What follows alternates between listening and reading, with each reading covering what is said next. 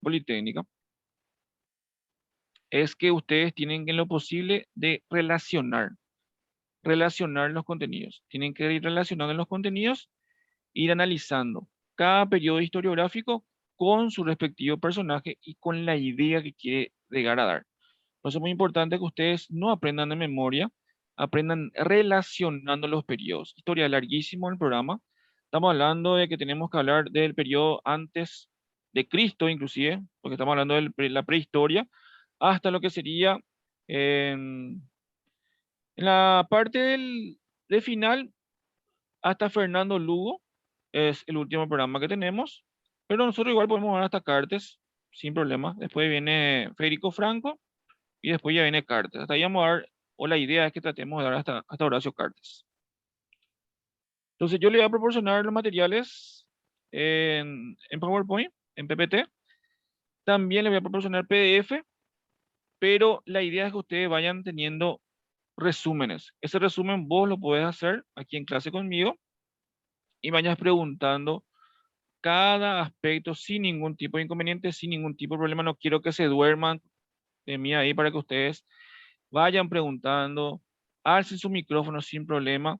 Y la idea es que debatamos, porque hay muchísimos aspectos de debate dentro de la historia del Paraguay, y es un apasionante mundo, chicos. O sea, quiero que a usted entonces también le interese la historia, aparte solamente que sea una materia más del cursillo, sea una materia que les llegue a ustedes para que ustedes se identifiquen también como paraguayos y aquella persona que no es paraguaya para que conozca los principales aspectos de nuestra historia, que es muy, pero muy rica y muchísimas cosas nosotros pensamos que ya dimos, pero en realidad dimos ni el 10% de lo que es todo el contenido de historia. Ese es el inconveniente que muchas veces en el colegio se, se da una partecita nomás de la historia y no el compendio general. Bueno, estamos entonces, ¿verdad? Yo le voy a pedir a la última parte de la clase de hoy, sería eso, vamos hasta las 8, ¿verdad? De 6 a 8 va este cursillo. Yo en lo posible, ese es mi problema, como yo hablo mucho, ya le digo ya nuevamente, no trato de hacer receso. ¿Por qué? Porque si yo voy a pedirle receso, voy a pedirle porque yo un ratito me voy a ir al sanitario, cosas así, pero en lo posible trato de hacerlo de seguido para no perder el hilo de la conversación y para no perder el hilo de la clase. Entonces yo trato de hacerlo seguido. Si tienen alguna llamada, si tienen algún inconveniente, a ellos le voy a pedir a ustedes un tiempito de receso para que yo pueda realizar esa acción. También en lo posible yo trato de hacer de corrido. Por ende, ustedes entonces me siguen y vuelvo a reiterar. Preguntas sin ningún tipo de inconveniente, sin problema. Yo quiero que la clase sea participativa, explicativa y que ustedes se sientan partícipe de esto. Entonces, ¿cómo el profesor sabe que ustedes están participando? Si van preguntando. El alumno que pregunta, el alumno que se interesa, el alumno que se interesa, el alumno que quiere conocer, el alumno que quiere conocer, el alumno que le gusta y le apasiona la historia. ¿Está bien? No quiero que lo hagan por obligación, quiero que ustedes se sientan parte, porque somos paraguayos, vuelvo a retirar a aquella persona que no es, igual se va a sentir parte en este proceso de ser paraguayo. Entonces, esa es la idea que yo tengo dentro de esta estructura que es la materia de historia del Paraguay. Bueno, comenzamos entonces. Vamos hasta las 8, pero como lo posible tratando de que ustedes puedan también preguntar sin ningún tipo de inconveniente, sin problema.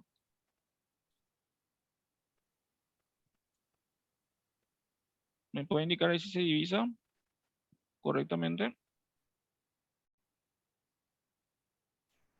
Sí, profe, se ve. Perfecto. Ahí tenemos una parte muy importante, una pintura, la historia y sus etapas. Nosotros tenemos que comenzar, la unidad 1 de nuestro programa habla de qué es la historia, la ciencia auxiliar de la historia, para qué me sirve la historia, qué es historia. Muchas veces nosotros decimos a nivel vulgar, a nivel de paraguayo, solemos decir, historia de IPA. Eso es historia. Solemos buscar, ¿qué historiador que sos? A mí inclusive me solían decir, ¿verdad? ¿Qué historiador que sos? ¿Qué significa la palabra historiador acá a nivel de la jerga popular en Paraguay? La persona que miente, ¿verdad? La persona que miente constantemente es un historiador, pero a nivel de historia tenemos que sacar nosotros esa concepción vulgar que tenemos. ¿Por qué? Porque historia es lo que nosotros podemos divisar, podemos ver, podemos narrar, porque en realidad ese acontecimiento ocurrió. Por eso sí o sí tiene que haber un hecho y tiene que haber un documento. Ahí tenemos lo que anteriormente era parte de lo que sería uno de los puertos llamados muy importantes de Europa, llamado Constantinopla. Después vamos viendo la importancia de ese puerto, dónde está, en la actual Turquía, en la actual Estambul. Una pintura, un grabado que muestra justamente lo que sería esa ciudad. Por ende, ¿qué historia? Anteriormente se le enseñaba a los chicos, es la narración de los hechos protagonizados por el hombre en un tiempo y lugar determinado. Pero ahora esa narración ya no se quedó solamente en narrar, no se quedó solamente en contar. Por eso les digo, anteriormente decía, historiador, cuenta, cuenta, cuenta. ¿Por qué? Porque anteriormente se consideraba, hasta el día de hoy, el primer historiador. ¿Alguien sabe quién es el primer historiador? Se le considera el primer historiador a nivel del mundo. No sé, acá muchos también van a seguir periodismo, ¿verdad? Perfecto. También por ende se le considera el primer periodista, porque anteriormente el periodista era la persona que contaba todo lo que pasaba a su alrededor. Y esta persona hizo por primera vez eso. ¿Aún no tiene una idea? Allá en séptimo grado, por ahí vamos a trasladarnos. El primer historiador, ¿a una idea? ¿Tienen? Bueno, como la filosofía, van a ser en un país llamado Grecia. El primer historiador se llamó Heródoto de Alicarnaso. ¿Por qué? Porque él va a contar lo que está a su alrededor. Va a contar cómo era la sociedad, qué comían, cómo vestían, cómo se desarrollaban socialmente las personas. Entonces, por eso Heródoto es considerado el primer historiador y también el primer periodista. ¿Por qué? Porque contaba todo lo que estaba a su alrededor. Y empezó a narrar. Entonces, el problema es que después van a venir los historiadores griegos, romanos y greco-romanos que se van a caracterizar por contar lo que está a su alrededor. Y después sí ya van a venir los estilos, cada uno de los estilos, los historiadores. Anteriormente, en la Edad Media, van a haber historiadores que solamente van a contar lo que está a su alrededor, después ya cada uno le va a agarrar su estilo, van a inclusive a hacer novelas, van a contar inclusive ya de forma muy técnica las palabras, van a tener un estilo ya novelesco. Entonces la historia lo que cuenta son los hechos, pero hechos con H. ¿Por qué? Porque tuvo que haber ocurrido. Por ende, a ver, yo como sé, acá voy a poner un ejemplo, que Marcia Agüero no me está mintiendo con relación a su nombre. ¿Cómo yo sé que Marcia Agüero es en realidad ese nombre y el apellido de ella? ¿Cómo yo sé, Marcia, que vos te llamás así y tu apellido es así? Yo creo por mis documentos, por Excelente, así mis mismo, por documentos. tus documentos, por tu cédula, por documentos, por ENA, tienen bien esta parte, porque no sé si ustedes recuerdan, hace poquito, hace 6 meses atrás, aproximadamente en plena pandemia, se encontraron documentos de la Guerra de la Triple Alianza totalmente fraguados. El término es documentos apócrifos. Muchísimas veces en la historia del Paraguay se van a falsificar documentos en torno a favorecer o perjudicar a un bando específico. Entonces, el documento implica que sea historia. Por ende, la historia sí o sí tiene que ser narrada. Si la historia no es narrada y no hay un documento, ya sea oral o escrito, la historia se pierde. Si uno de ustedes todavía tiene un bisabuelo, un abuelo que haya participado en la guerra del Chaco y nunca vos hablaste con tu abuelo, nunca hablaste con tu bisabuelo, eso que él tiene, eso que él vivió, la experiencia vívida directamente en ese lugar del origen en sí de la historia, va a desaparecer. ¿Por qué? Porque si vos no contaste, se quedó con él, y si él no escribió un libro, desaparece. Por eso sí o sí hay que contar los hechos, y esos hechos tienen que ser narrados, ya sea de forma oral o ya sea de forma escrita. Nuestro país se caracteriza por tener una historia muy rica, pero de forma oral. Esos son los mitos, tradiciones, costumbres, creencias. Por eso se relaciona mucho la antropología social, la antropología cultural con la historia, con relación a los hechos. El tema de las leyendas, el tema de licuabolaños, por ejemplo, un ejemplo que les pongo, de un lugar que existe todavía, de un lugar que existió el país Bolaños, anote este nombre porque es una persona muy importante dentro de la historia del Paraguay. Le debemos que el guaraní sea, por ejemplo, considerado un idioma. Anteriormente el guaraní solamente era oral. Y el primero que escribió un catecismo guaraní va a ser el país Bolaños, Luis Bolaños. Entonces, le debemos a él eso. Entonces, ¿por qué? Porque empezó a escribir. Nosotros nos cuesta muchísimo. Hoy inclusive es el día del investigador paraguayo. El 8 de noviembre de cada año se conmemora el Día del Investigador Paraguayo. O sea, nosotros nos cuesta muchísimo escribir, nos cuesta mucho, a mí personalmente me cuesta muchísimo, me es mucho más fácil hablar que escribir, por ejemplo, y ese es un inconveniente que muchos de nosotros tenemos. ¿Por qué? Porque eso ya es sociológico. A nosotros nos gusta mucho más hablar que escribir. Entonces, estos grandes acontecimientos sí o sí tuvo que haber tenido un tiempo y un lugar. Por eso se relaciona historia con geografía. Yo no puedo decir historia de México, historia del Paraguay, si no sé dónde está ubicado Paraguay. Yo tengo que saber geográficamente cómo era Paraguay anteriormente, tengo que saber el clima, tengo que saber la meteorología, tengo que saber inclusive la parte de las fronteras, tengo que saber su división política. ¿Por qué es importante eso? Porque si yo no voy a poder saber toda la estructura en sí. Por eso vamos a estudiar nosotros en lo posible y tratar de buscar la relación de historia y geografía. Si yo le pongo un ejemplo, le hablo del 15 de mayo de 1811, un acontecimiento histórico muy importante del Paraguay. ¿Qué ocurrió el 15 de mayo de 1811? A ver,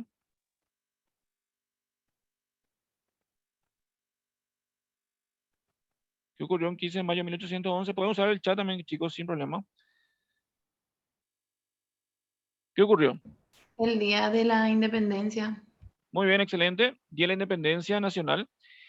¿Qué pasó ahí? ¿Quiénes participaron? ¿Cómo ocurrió ese acontecimiento? Eso nosotros vamos a escribir de forma directa. ¿Y cómo vamos a saber cómo ocurrió? Si ese fue el tema, muchas veces la gente dice, esto ya pasó ya, profesor. Historia, Areí, ya pasó ya esto. Porque tenemos que saber, porque ustedes van a estudiar inclusive en filosofía, que la historia se repite, la historia es una rueda, varios acontecimientos que nosotros estamos, o vamos a describir, se van a volver a repetir, en diversos y cada uno de los siglos que van a ir viniendo. Inclusive ahora en el propio siglo XXI se están repitiendo acontecimientos de la antigüedad. Un ejemplo, el tema de la pandemia. El tema de la pandemia, nosotros vamos a estudiar una gripe, estamos hablando de Teflu o la influenza, la gripe española, que directamente durante el transcurso de la Primera Guerra Mundial causó estragos. Se vuelve a repetir eso. Literalmente se vuelve a repetir la misma forma, se vuelve a repetir la misma tendencia. Inclusive la idea es que la gente también no puede salir de su casa. Por primera vez en la historia del Paraguay no se pudo realizar la peregrinación a Cacupé, por ejemplo, en el año 1911, 1912, posteriormente, por la influenza. Vamos a estudiar también ese aspecto. Inclusive personas muy importantes en la política paraguaya van a morir de la influencia. Van a venir los uruguayos, los marinos uruguayos van a ser los primeros que van a traer la influenza aquí en el Río de la Plata y después posteriormente a Paraguay va a llegar eso con dos argentinos. Vamos a estudiar también eso. Un ejemplo que les pongo de aspectos de la historia que van a ir llegando, ¿verdad? Van a ir viviendo, entonces nosotros tenemos que saber cómo va evolucionando esto. Profe, Para eso tenemos que, sí, te escucho. disculpe la interrupción. Ya Sí, que señor, adelante, estás sin en el problema. tema nomás, quisiera compartir un pedacito nomás de lo que Don Quijote de la Mancha dijo en cuanto a la historia. Cortitos. Sí, señor, adelante. Decía, la verdad, cuya madre es la historia, émula del tiempo, depósito de las acciones, testigo de lo pasado, testigo y aviso del presente, y advertencia de lo porvenir. Es una Excelente. radiografía de la humanidad, de lo que pasó y de dónde pasó. Por eso es importante conocer. Sí, señor, muchas gracias por compartir eso. Hay muchísimo, ese por ejemplo es un libro de Cervantes Saavedra y nosotros tenemos aquí un representante que no me canso de hablar de él, que es Augusto Roa Bastos. Él ganó en 1989 el premio Cervantes de la literatura hispanoamericana, es tipo el premio Nobel de literatura, pero de Hispanoamérica. Y nosotros, a nivel, digo nosotros, ¿verdad? Como profesores, muchas veces no le exigimos a los alumnos que lean en libros que hablen sobre este autor, ¿verdad? ¿Por qué? Porque este autor tuvo esa importancia de ganar este premio y uno de los libros que es muy complicado de leer es Yo el Supremo, que justamente ganó por este libro, ganó este premio él. Es un vocabulario muy técnico, tiene un altísimo lenguaje coloquial.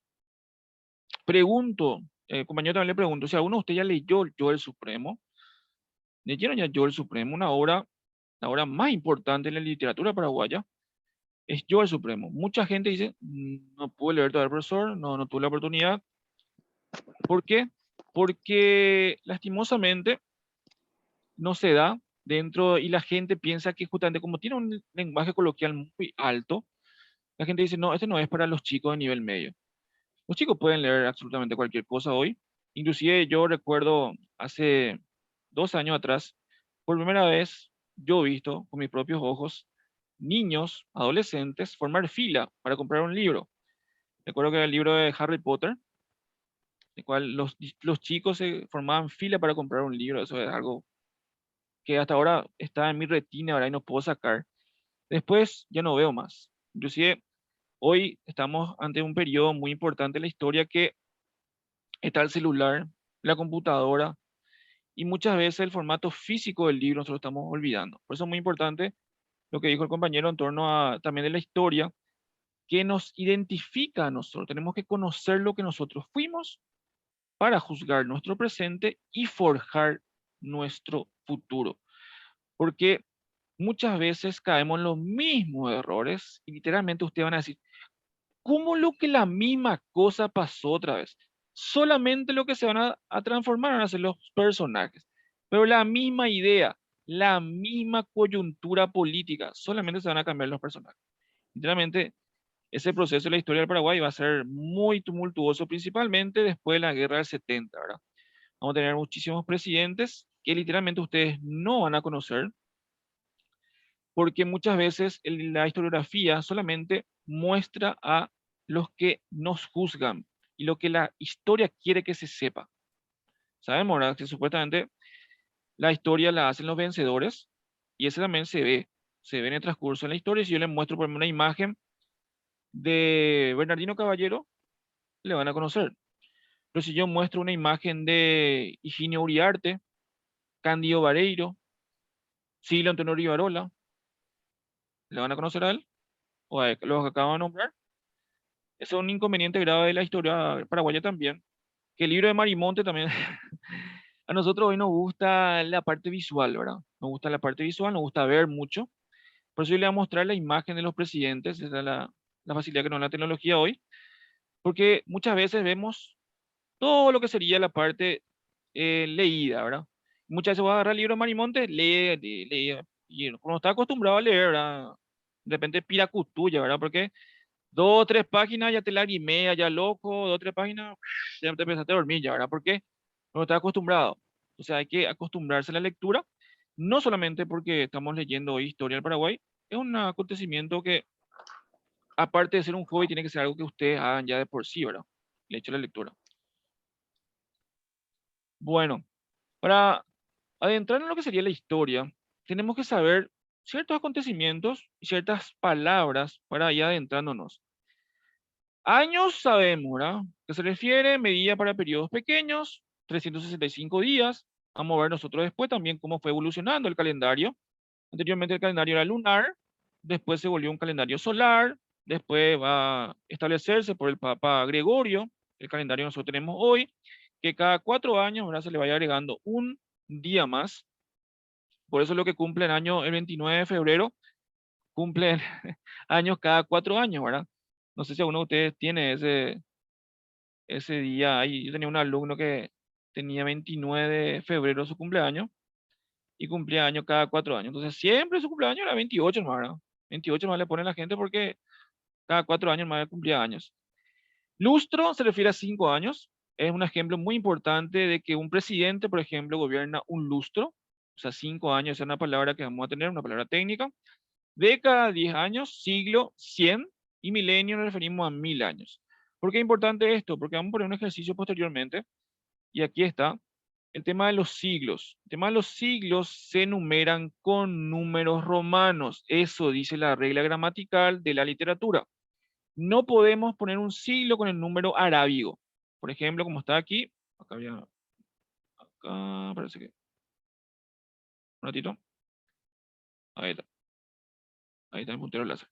Este con números arábigos no podemos poner el siglo, pero sí con números arábigos se hacen los años. Por ejemplo, 1492, ¿les suena ese año? ¿Qué ocurrió en 1492? ¿Alguna idea previa? ¿Alguna idea de qué pasó en Descubrimiento de América. 1492? Excelente. El 12 de octubre, hace poquito, recordamos un acontecimiento, un año más, del descubrimiento de América. Vamos a estudiar qué es descubrimiento de América, por qué no se llama más así hoy, por qué se estudiaba anteriormente descubrimiento de América, quién fue Cristóbal Colón, por qué él llegó acá, no llegó acá, por qué fue el primero en llegar de Europa, por qué, según lo que hoy vemos con la antropología, no fue el primer europeo en llegar a estas tierras. Vamos a hablar también sobre esa parte. 1789, la Revolución Francesa, libertad, igualdad, fraternidad, los tres pilares. El rojo simboliza la justicia, el blanco la paz, el azul la libertad. Nosotros tenemos dentro de nuestra bandera esos colores que simbolizan esos aspectos que acabo de nombrar, pero extraído de la Revolución Francesa, ¿verdad? Por eso nosotros tenemos rojo, blanco y azul con nuestra bandera. Y no es, ¿verdad? Como también dice una parte de la mitología, nuestra historia del Paraguay está llena de mitología, yo le voy a mostrar eso, con billetes, le voy a mostrar con pinturas, le voy a mostrar con documentos que se nos enseñó mal. Se nos enseñó mal y ya se quedó eso instaurado dentro de nuestra estructura mental, que no es tan difícil creer cuando una persona nos dice está mal lo que estamos estudiando y lo que estudiamos durante todo el transcurso de la historia.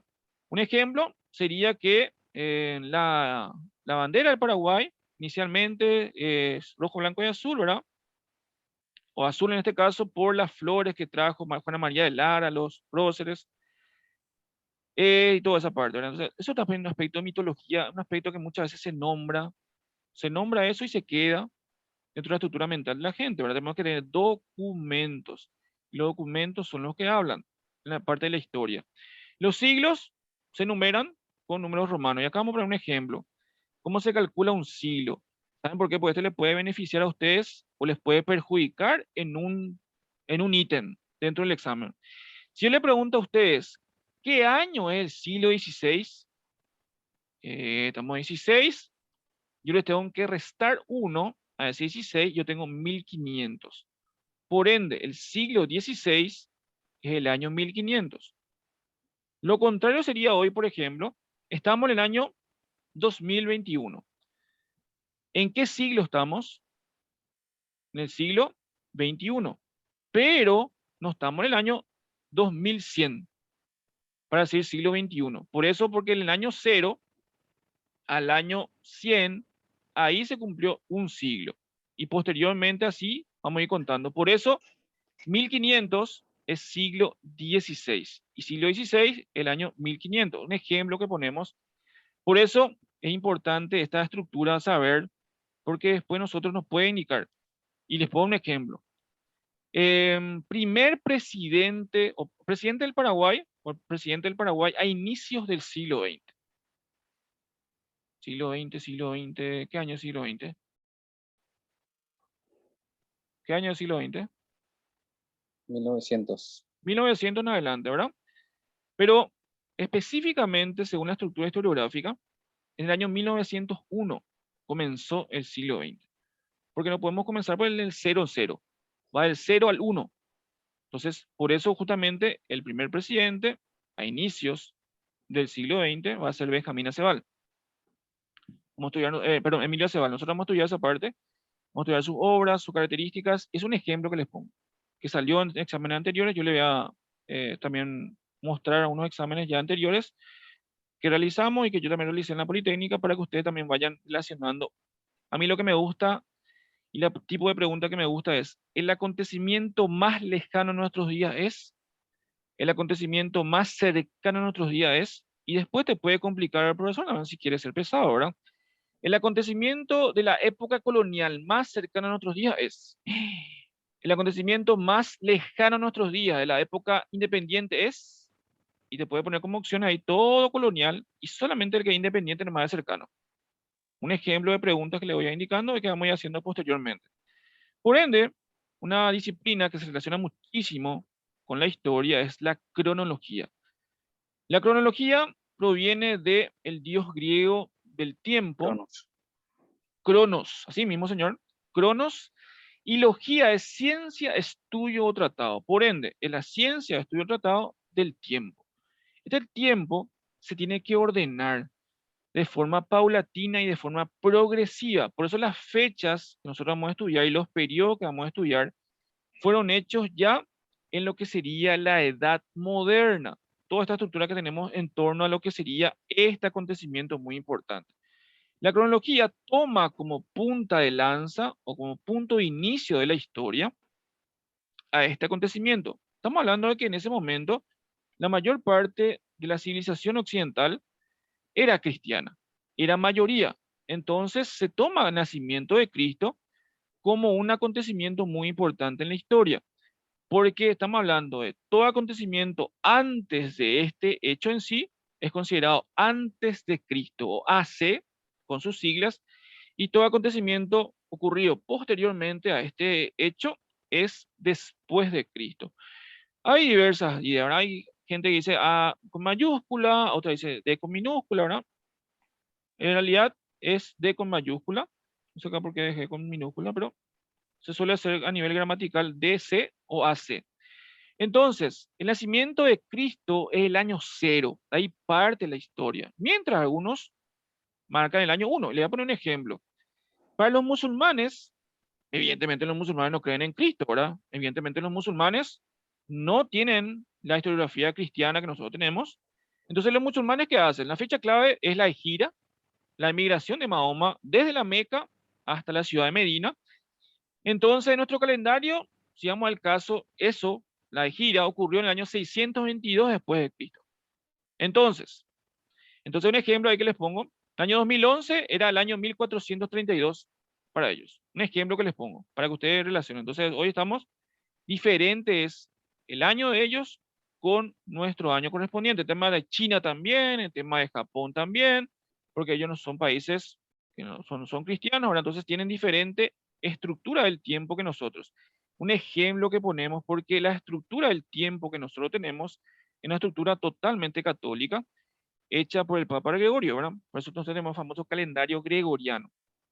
A nivel de estas fuentes históricas, todo lo que nos pueda enseñar algo del pasado se consideran fuentes. Estas fuentes sí o sí tienen que ser fiables, pueden ser testimonios orales, escritos, materiales gráficos. Por eso es muy importante que nosotros podamos también hoy, tenemos la facilidad, y eso les recomiendo también a ustedes, hoy yo puedo saber cómo es la firma de don Carlos Antonio López, yo puedo saber cómo es la firma de doctor Francia, que fue la persona más prolífica en la historia del Paraguay. Inclusive hasta a sus delegados de frontera le decía cómo cocinar una gallina, hasta eso le decía. Le decía a la gente inclusive cómo ellos podían motivar a las personas que están a su alrededor. Por eso fue la persona más prolífica en la historia. Hoy, la mayor parte, casi el 90% de los documentos del Archivo Nacional de Asunción están en formato online. O sea, vos puedes ya divisar eso, o puedes, por su sigla ANA, Archivo Nacional de Asunción, puedes ingresar y puedes divisar cualquier tipo de documento, inclusive con una calidad espectacular de imagen. Entonces, se puede hacer eso hoy. No hace falta que vos te vayas ya al archivo. Hoy puedes utilizar tu computadora o tu celular para acceder a ello. Dentro de estas fuentes históricas, las primarias son aquellas que el contacto directo del autor con lo que dejó. Por ejemplo, las no escritas son los monumentos, los restos humanos, utensilios, edificios, testimonios orales. Si yo, por ejemplo, le pongo un ejemplo de el oratorio de la Virgen de la Asunción, ¿saben dónde está ubicado? El oratorio de la Virgen de la Asunción. ¿Alguna idea previa? ¿Dónde está ubicado el oratorio de la Virgen de la Asunción? ¿No? Bueno, si yo les digo, ¿dónde está ubicado el Panteón Nacional de los Héroes? Ah, ahí sí cambia, ¿verdad? Ahí todos sabemos dónde está ubicado. ¿Por qué? Porque inicialmente fue realizado ese edificio para ser oratorio privado de la familia de López para la Virgen de la Asunción. Y a partir del año 1936, con la revolución liderada por Rafael Franco, se estableció que ese oratorio se va a culminar. La cúpula, que es algo que es muy imposible de realizar, inclusive hoy, veo que no hay ninguna estructura muy parecida a esa, se termina la cúpula y posteriormente se establece como Panteón Nacional de los Héroes, se hace una cripta ahí donde están los considerados héroes más importantes de nuestro país. Por ende, también se le instaura como héroe máximo en la nación paraguaya a Francisco Solano López. Vamos a hablar después de eso, podemos debatir por qué en ese momento ocurrió esa acción, ¿verdad? Pero un ejemplo que les pongo de algo que cambió su nombre y hoy le conocemos por otro nombre que no es su nombre original. Un ejemplo, por ejemplo, la avenida Mariscal López nunca fue, o durante el transcurso de su historia no era Mariscal López totalmente, ¿verdad? En la primera época, hasta el año 1930 aproximadamente, era la avenida del Farol. Un ejemplo que les pongo. Eso es muy, muy importante, muy bueno está saber las calles de Asunción. Justamente estaba el periodo pasado, le estaba comentando a los chicos. Hay un libro de Osvaldo Carlsen que se llama Las calles de Asunción, donde muestra inclusive el significado histórico. Ahí cerquita de la Facultad de Filosofía. Es muy fácil de aprender historia, ¿verdad? Porque todas y cada una de las calles tiene un significado muy importante y un significado de la época colonial inclusive. Nuestra Facultad de Filosofía comienza con el famoso gobernador Irala. Allá comienza y la calle adyacente o paralela sería Comandante Gamarra. Dos elementos históricos muy importantes en nuestra historiografía. Uno, gobernador, y otro, un prócer que fue olvidado, que fue muy importante en la batalla de Tacuarí y Paraguarí. Nos referimos a Comandante Gamarra. Testimonios orales. Acá la historia paraguaya es muy fuerte. Con los testimonios orales, gracias a eso nosotros forjamos nuestra historia. Inclusive nosotros tenemos más aspectos de hecho. Muchísimos derechos consuetudinarios en Paraguay salieron de la tradición oral. Muchísimos, muchísimos. Después recién se va a establecer a nivel jurídico. Por ejemplo, ni qué decir el matrimonio de hecho, ¿verdad? Aquella persona que se concubina con otra, vive un tiempo determinado, anteriormente eso era normal. Hoy, a nivel jurídico, ya se puede ya establecer, ¿verdad? Se puede establecer a nivel jurídico ya algo legal, que era considerado ilegal, hoy ya es legal. Es un ejemplo de lo que sería una tradición oral, literalmente. También el caso de los mitos, las leyendas, por eso va variando sobre cada una de las partes, los departamentos del Paraguay, por ejemplo, en la zona de Guairá, Alto Paraná, Cazapá, va variando los testimonios orales sobre cómo es, por ejemplo, la mitología y las leyendas. Pero las obras escritas, ya las obras literarias, por ejemplo, los tratados, hay un tratado muy importante, realizado justamente llamado Tratado Secreto de la Triple Alianza. Para nosotros ya no es más secreto, pero en ese momento sí lo era. Vamos a establecer por qué, cómo se escribió, quiénes lo escribieron, qué tenía de por sí. También un tratado llamado el 12 de octubre de 1811. Vamos a escribir ese tratado que tenía. También el tratado de Tordesillas. Vamos a estudiar también ese tratado que estudiaba. A unos tratados firmados entre dos potencias o inclusive vamos a estudiar también cómo eso fue evolucionando en el transcurso de la historia, porque un tratado tiene consecuencias. Tiene consecuencias, vamos a estudiar eso. Los censos, primero de ellos fue realizado por Félix de Azara en el siglo XVI. El último censo fue realizado en el año 2012, el año que viene. En teoría, debería hacerse un nuevo censo para saber cuántos habitantes somos, las características sociales, políticas, culturales, inclusive a nivel económico. El censo por eso es muy importante. Los documentos hay muchísimos documentos, por eso nosotros contamos la historia tal cual ocurrió. Y ustedes van a ver eso. A nivel de historia del Paraguay hay personas, por ejemplo, que son lopistas, hay personas que son antilopistas, hay personas que son francistas, me refiero al doctor Francia, hay personas que son antifrancistas, pero yo en lo posible trato que ustedes vean las luces y las sombras de cada uno.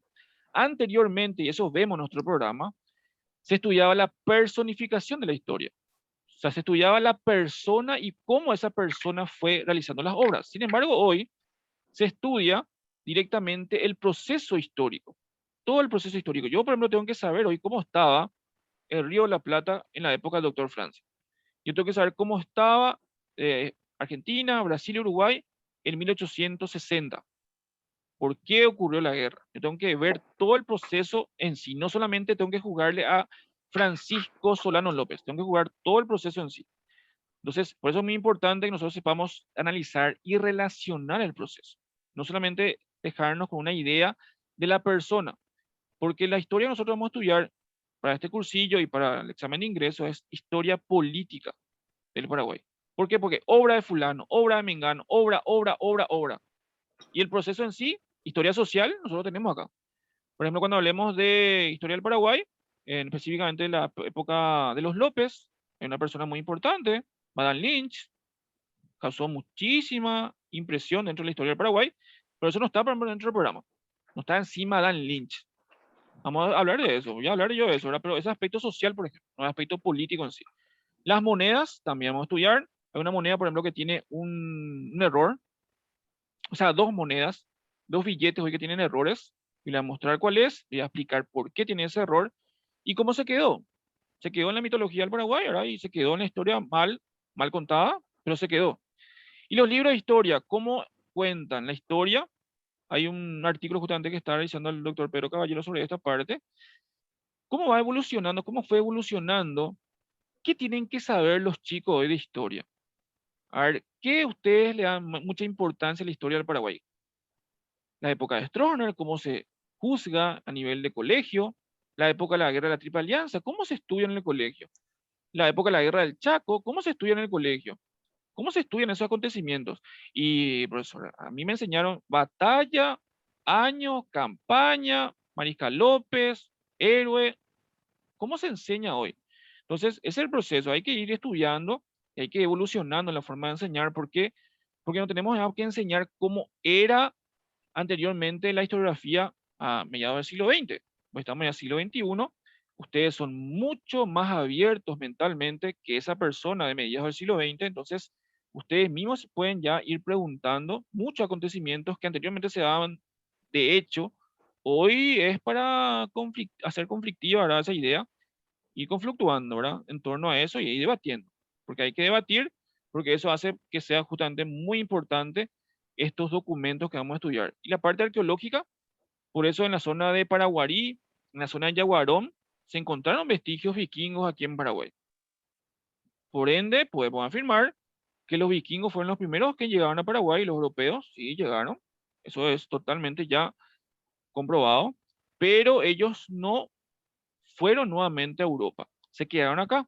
Incluso había un profesor en la Facultad de Filosofía, profesor mío justamente de arqueología, una materia que nosotros teníamos dentro de la carrera de historia, se llamaba Vicente Pistilli, él hizo una tesis doctoral y quedó ahí, ¿verdad? Lanzó la teoría de que inclusive el idioma guaraní tiene algunos morfemas o a una raíz del propio vikingo. El idioma vikingo. Imagínense lo que él lanzó, ¿verdad? Últimamente después falleció el señor, ya anciano, pero lanzó esa teoría y hoy está ahí en la Facultad de Filosofía. Ustedes pueden acceder a su tesis. Vicente Pistilli se llama un matemático ingeniero. Es muy raro, señor. ¿Por qué? Porque una persona que le gustan los números y una persona que le gusta la historia, ¿verdad? Te gusta uno u otro, no los dos, ¿verdad? A mí, acaso de los números, yo soy cero, ¿verdad? Matemática a mí me cuesta muchísimo. Te cuesta lo uno o lo otro, ¿verdad? Este era un poco raro el señor, porque el profesor, porque le podía hacer esos cálculos inmensos en una pizarra y le encantaba la historia, ¿verdad? Por eso un poco raro en ese sentido. A unas fuentes históricas, acá una moneda. La moneda yo puedo saber, ¿qué puedo saber en la moneda? ¿Quién es? El periodo en sí, el valor, inclusive para qué servía. Yo puedo juzgar hoy una moneda de esa forma. Las fuentes también de la parte de los monumentos, el tema de la cúpula, muy importante en el Renacimiento. Ustedes en el Renacimiento van a estudiar sí o sí, van a ver todas las cúpulas, principalmente en la ciudad de Florencia. En Italia, en la cúpula. La cúpula es algo muy importante dentro del Renacimiento y la cultura greco-romana. Tenemos también aquí esto, que sería en la parte de un grabado de Leonardo da Vinci. Tenemos cómo se hacían los libros anteriormente en la Edad Media, para que vean cómo se hacían en los famosos escribas. De poner la palabra escribano, personas, los monjes en los monasterios hacían los libros. Los libros por eso eran carísimos en la Edad Media, imposible de conseguir prácticamente. Pero miren cómo estaban hechos, ¿verdad? Con mucho color, totalmente a mano, pero era el costo de una casa aproximadamente, ¿verdad? Era y muy difícil de adquirir y muy complicado. ¿Por qué? Porque eran prácticamente personalizados los libros. Después, cuando se crea la imprenta, eso va a cambiar totalmente. Tenemos el Partenón dentro de Grecia, aspecto muy importante que hasta el día de hoy tenemos a nivel de monumentos. Ahí tenemos las columnas dórico, jónico, corinto, aspectos que tenemos que tener en cuenta. No sé si alguno de ustedes vio ese lugar, por ejemplo, en documentos o inclusive en internet, un video. Van a ver que todas las columnas te hacen una perspectiva excelente de lo que sería el techo, de lo que sería la amplitud del lugar en sí. Tenemos también ahí un ejemplo de un invierno europeo, en Europa del Este. Tenemos una pequeña vasija que nos muestra aspectos historiográficos de lo que sería la Edad Antigua. Solamente mirando la vasija yo puedo saber eso. Entonces, para dividir la historia, se relaciona de esta forma. Estos periodos se realizaron, se escribieron y se estudiaron lo que sería ya en la Edad Moderna. Por eso, esta edad lleva el nombre de Edad Media. ¿Por qué? Porque está en el medio, entre la antigua y la moderna. O sea, todo esto que nosotros estamos viendo se relaciona en la Edad Moderna. Y después viene ya lo que sería la Edad Contemporánea, ¿verdad? Que va de 1789, la Revolución Francesa, hasta nuestros días. La prehistoria, voy a hacer rápidamente, voy a pasar esta parte. Esta es la unidad número 1 de nuestro programa, pero habla en el libro de forma concisa y precisa. Pero yo quiero, en lo posible, que ustedes entiendan los, los periodos que dividen los años y las características de cada periodo. La prehistoria se divide en tres: paleolítico, neolítico y edad de los metales. Paleolítico es el hombre, la edad de piedra, todo se basaba en la piedra. El hombre vivía en las cavernas, el famoso cavernícola, que vemos aquí justamente. El hombre cazaba, pescaba, recolectaba. Y en el neolítico Paleolítico se refiere a piedra vieja. Y neolítico, piedra nueva, ¿verdad? A partir de ese momento el hombre va a poder ser sedentario, se va a poder quedar en un lugar específico. El paleolítico es totalmente nómada. Se iba de un lugar a otro, no se quedaba solo en su casa, ¿verdad? Porque pues, no tenía luego. Y vivía en la piedra y si tenía, realizaba muy, pero muy rudimentaria, solamente los elementos que estaban a su alrededor. Y en el neolítico él ya va a poder quedarse un poquito más en el lugar donde él habitaba, porque va a poder empezar a tener dominio del fuego y va a poder empezar a tener dominio de lo que sería la tierra. Va a empezar a plantar sus propios alimentos. Ese es el neolítico. Y ya de los metales va relacionado con el bronce, el hierro principalmente, y que los metales le van a ayudar al hombre a realizar varias acciones. Primeramente acá vemos un ejemplo de cómo el hombre forjaba los metales en la antigüedad. Entonces, en la prehistoria se considera 2 a 3 millones de años cuando aparece el ser humano. Hay varias teorías sobre el origen del hombre en el mundo. Nosotros vamos a estudiar eso después, el origen del hombre americano, eso es lo que más nos importa. Por eso el debate está en África. La mayor parte de los investigadores dicen que salió de África. El hombre se origina en África y de ahí se esparce en el mundo. Vamos a estudiar ahí 4 teorías, cómo ese hombre de África llegó a lo que sería América. Y todo ese proceso es prehistoria. ¿Por qué es pre? ¿Por qué todavía no hay historia durante todo ese proceso? Estamos hablando de millones de años, hasta 3.500 años antes de Cristo. Porque ahí recién es historia. A ver, ¿por qué ustedes creen? De todo este proceso, ¿por qué todavía no hay historia? Porque no comenzó la escritura. Excelente, así mismo, el hombre no comienza a escribir. Yo cuando comienzo a ver, acá voy a poner un ejemplo, acá está, una escritura cuneiforme. Anteriormente también ellos van a empezar a escribir en las paredes, van a hacer pintura en las paredes, se llamaba arte rupestre. Yo veía un animal, a su alrededor del animal estaban personas, esas personas tenían armas, solamente eso ellos dibujaron ahí. Ese dibujo que yo puedo ver ahí, ¿qué puedo juzgar de ese dibujo? Que ellos eran carnívoros, que ellos cazaban en grupos, que ellos tenían una organización social, que ellos basaban su organización social en la división. Yo puedo juzgar todo eso solamente de un dibujo. O sea, ellos me muestran lo que yo estoy juzgando en torno a la historia. Acá tenemos la teoría de la evolución, ¿verdad? Del hombre. Este es lo que nos falta todavía, ¿verdad? ¿Por qué? Porque el eslabón perdido es lo que falta, ¿verdad? Para que esta teoría sea una ley, ¿verdad? A nivel de el evolucionismo en sí. Dentro de la edad antigua, entonces ya comienza la historia en sí, cuando se comienza a escribir. Comienza a escribir el hombre 3.500 años antes de Cristo, y acá aparece la estructura de los imperios. Aparece inicialmente el imperio griego, aparece también el imperio egipcio, aparece el imperio otomano, aparece el imperio turco, aparece el imperio, no me suena ese profesor. Ah, imperio romano, ahí sí le suena, ¿verdad? ¿Por qué?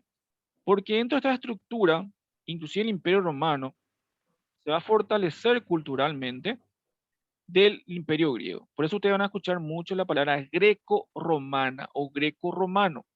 Se refiere justamente a esa fusión de la civilización occidental de Grecia y Roma. La Edad Antigua es muy importante porque forja lo que nosotros hasta el día de hoy tenemos. Por ejemplo, el caso del Imperio Romano, un imperio que en ese momento de la antigüedad, las 3/4 partes del mundo estaban conquistadas por él. Inclusive a nivel del cristianismo, ellos difundieron, tomaron como una religión, les costó mucho, ¿verdad? Pero lo tomaron como una cuestión política y podemos debatir sobre eso con el emperador Constantino. Después difundieron a nivel del mundo lo que sería el cristianismo. Nos referimos también a la parte jurídica. Si ustedes, no sé si alguno es un abogado hay aquí, se estudia Derecho Romano 1, 2 y 3 en la facultad todavía hoy. O sea, aspectos básicos del ámbito jurídico, del derecho se estudia todavía hoy, que son heredados del Imperio Romano. Vemos todavía hoy la excelente jerarquía militar que ellos tenían. Por eso ellos conquistaron el mundo. ¿Por qué? Porque estaban organizados militarmente. estaban estructurados, tenía una organización política muy importante también, que es el caso de la República, la monarquía, el caso del Senado. Podemos hablar largo y tendido de lo que es el Imperio Romano, ahora sobre esta parte.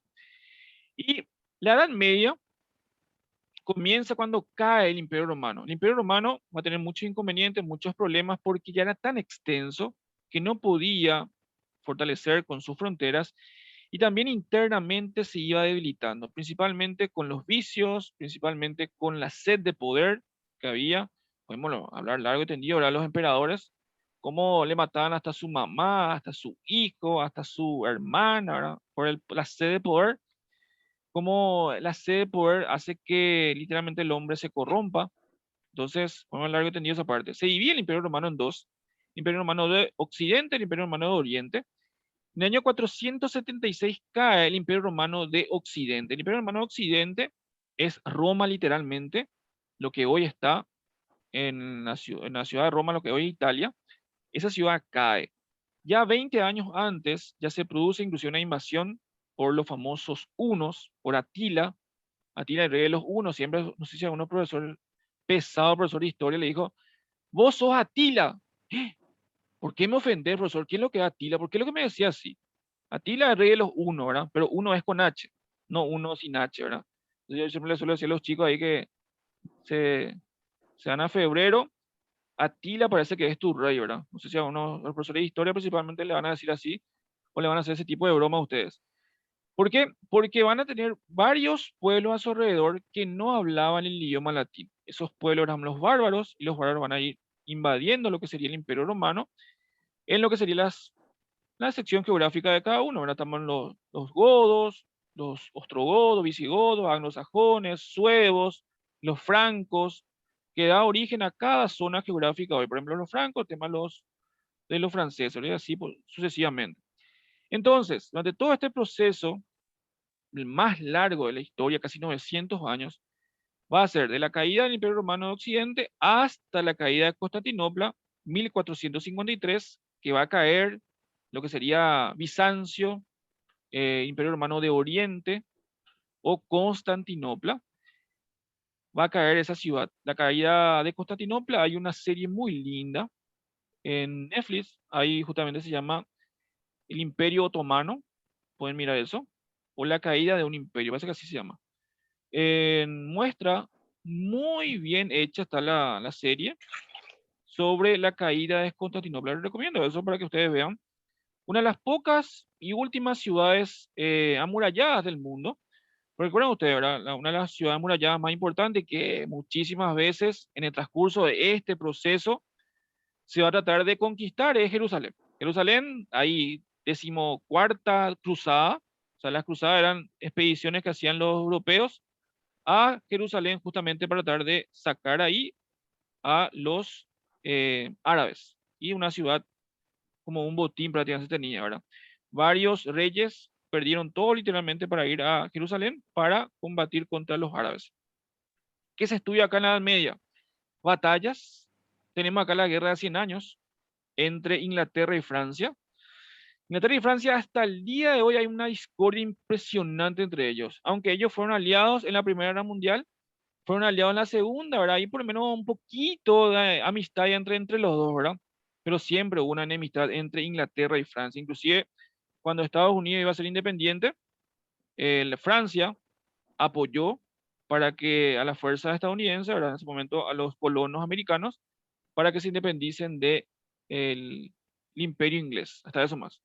Hay una cuestión histórica y muy importante entre los franceses e ingleses. De todo este transcurso de la Edad Media, ¿quién es la educadora de la sociedad? ¿Quién le va a educar a la gente? ¿Quién va a dictar el conocimiento de la gente? La Solamente lo que escolástica. dice esta institución se va a hacer. Señor,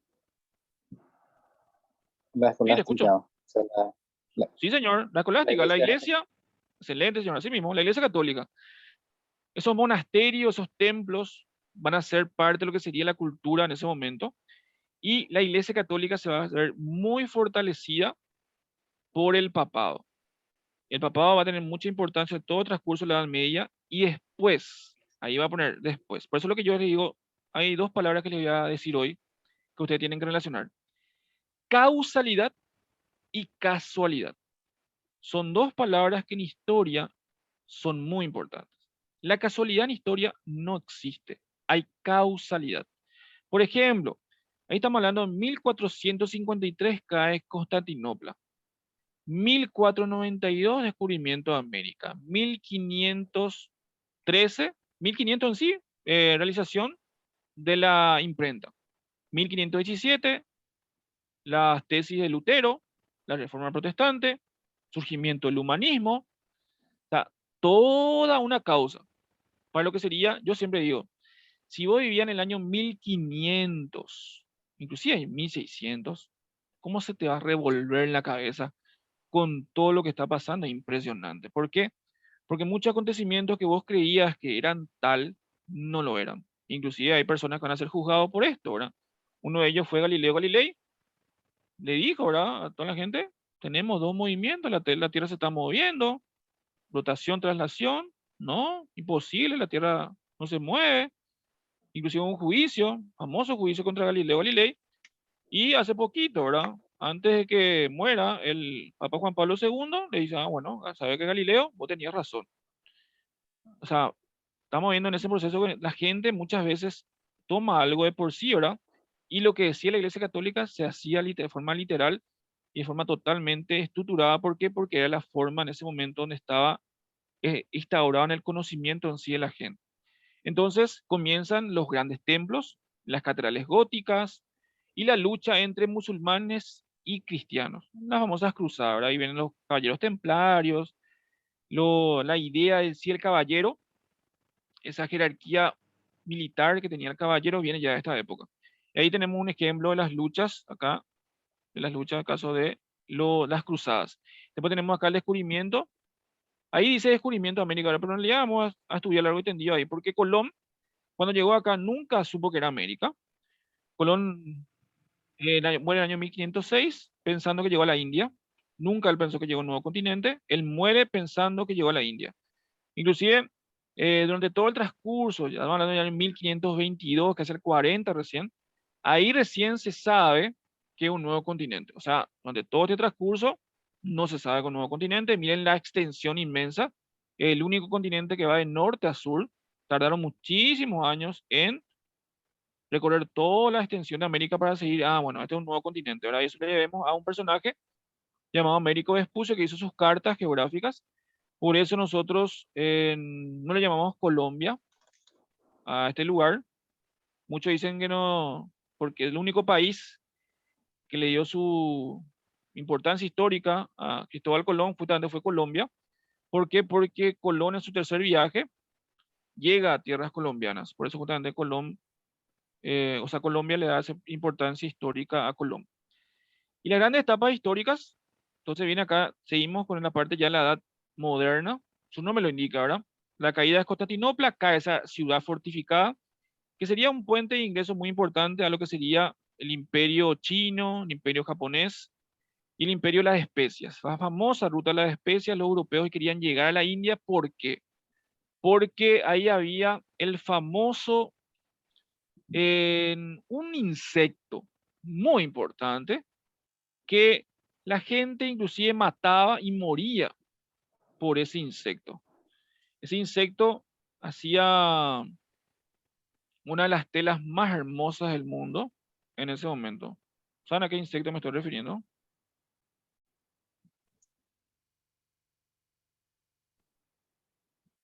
Inclusive ellos trataron de contrabandear muchísimas veces.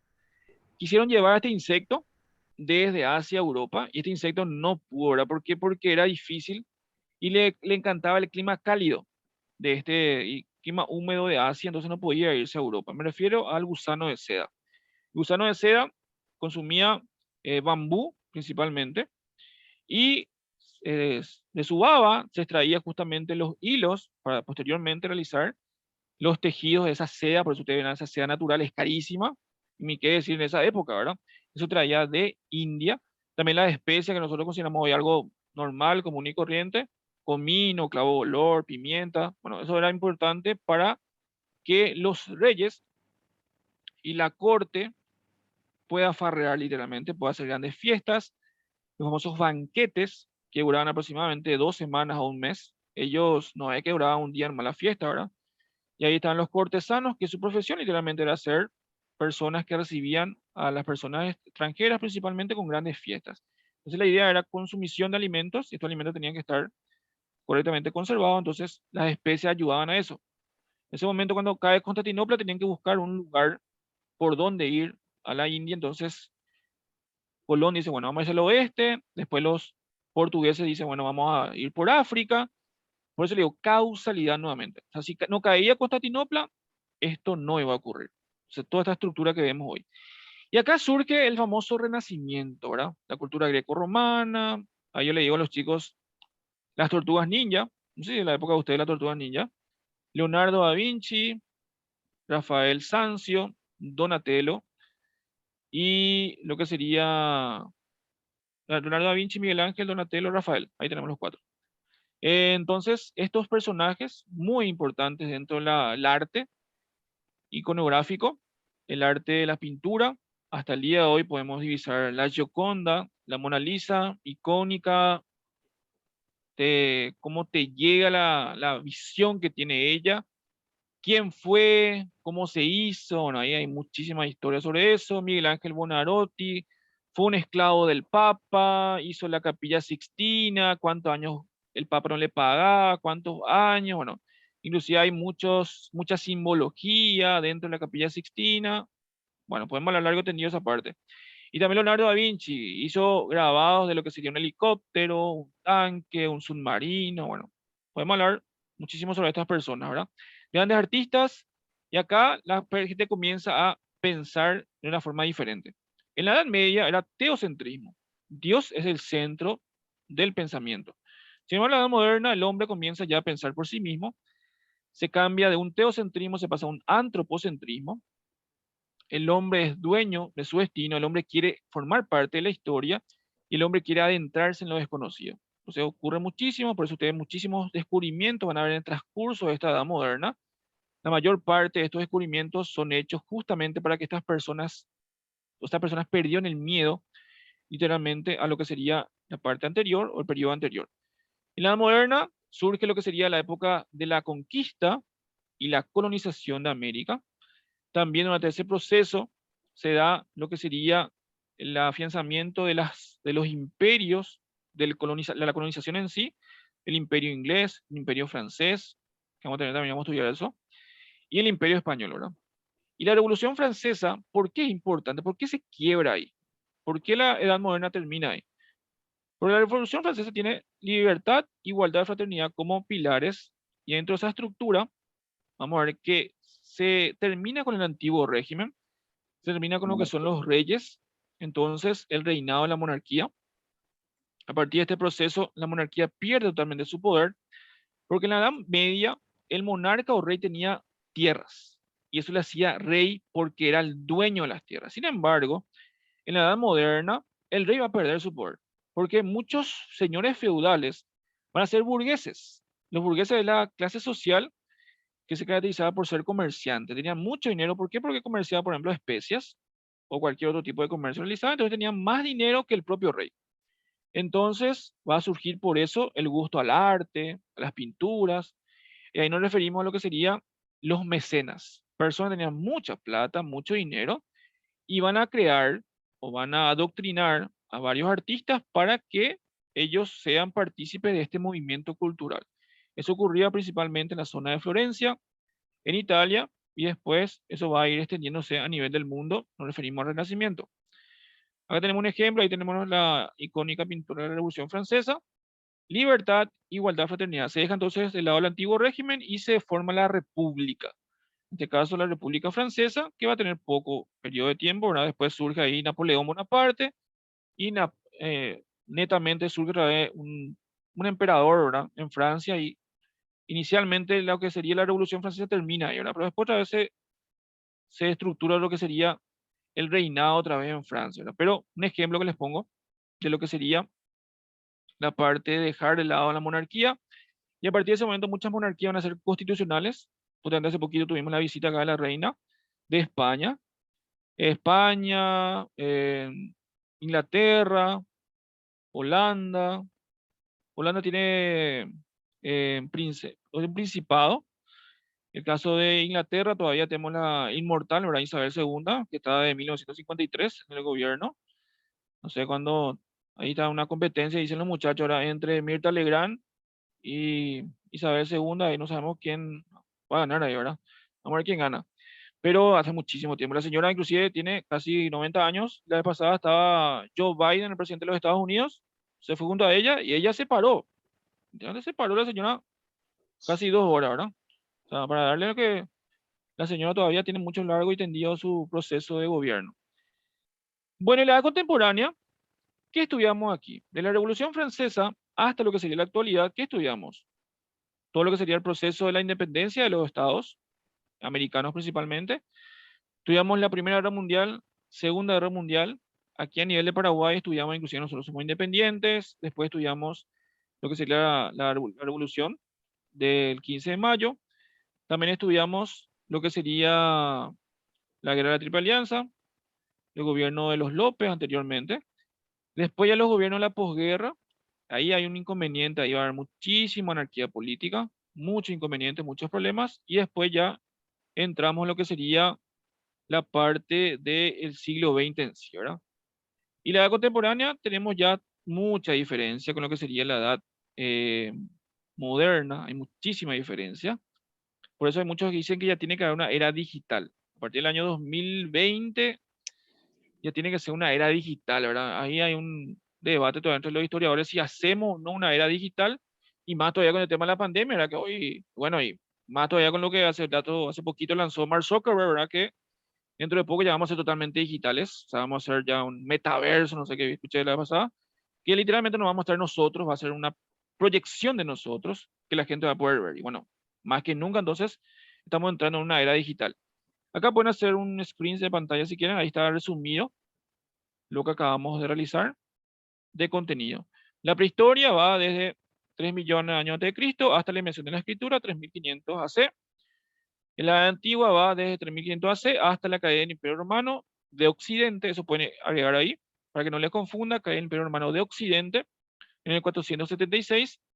Después tenemos la Edad Media, desde el 476 a 1453, ya después de Cristo, y la Edad Moderna, de la caída de Constantinopla hasta la Revolución Francesa, y la Edad Contemporánea desde la Revolución Francesa hasta la actualidad. ¿Alguna pregunta hasta acá sobre esta parte?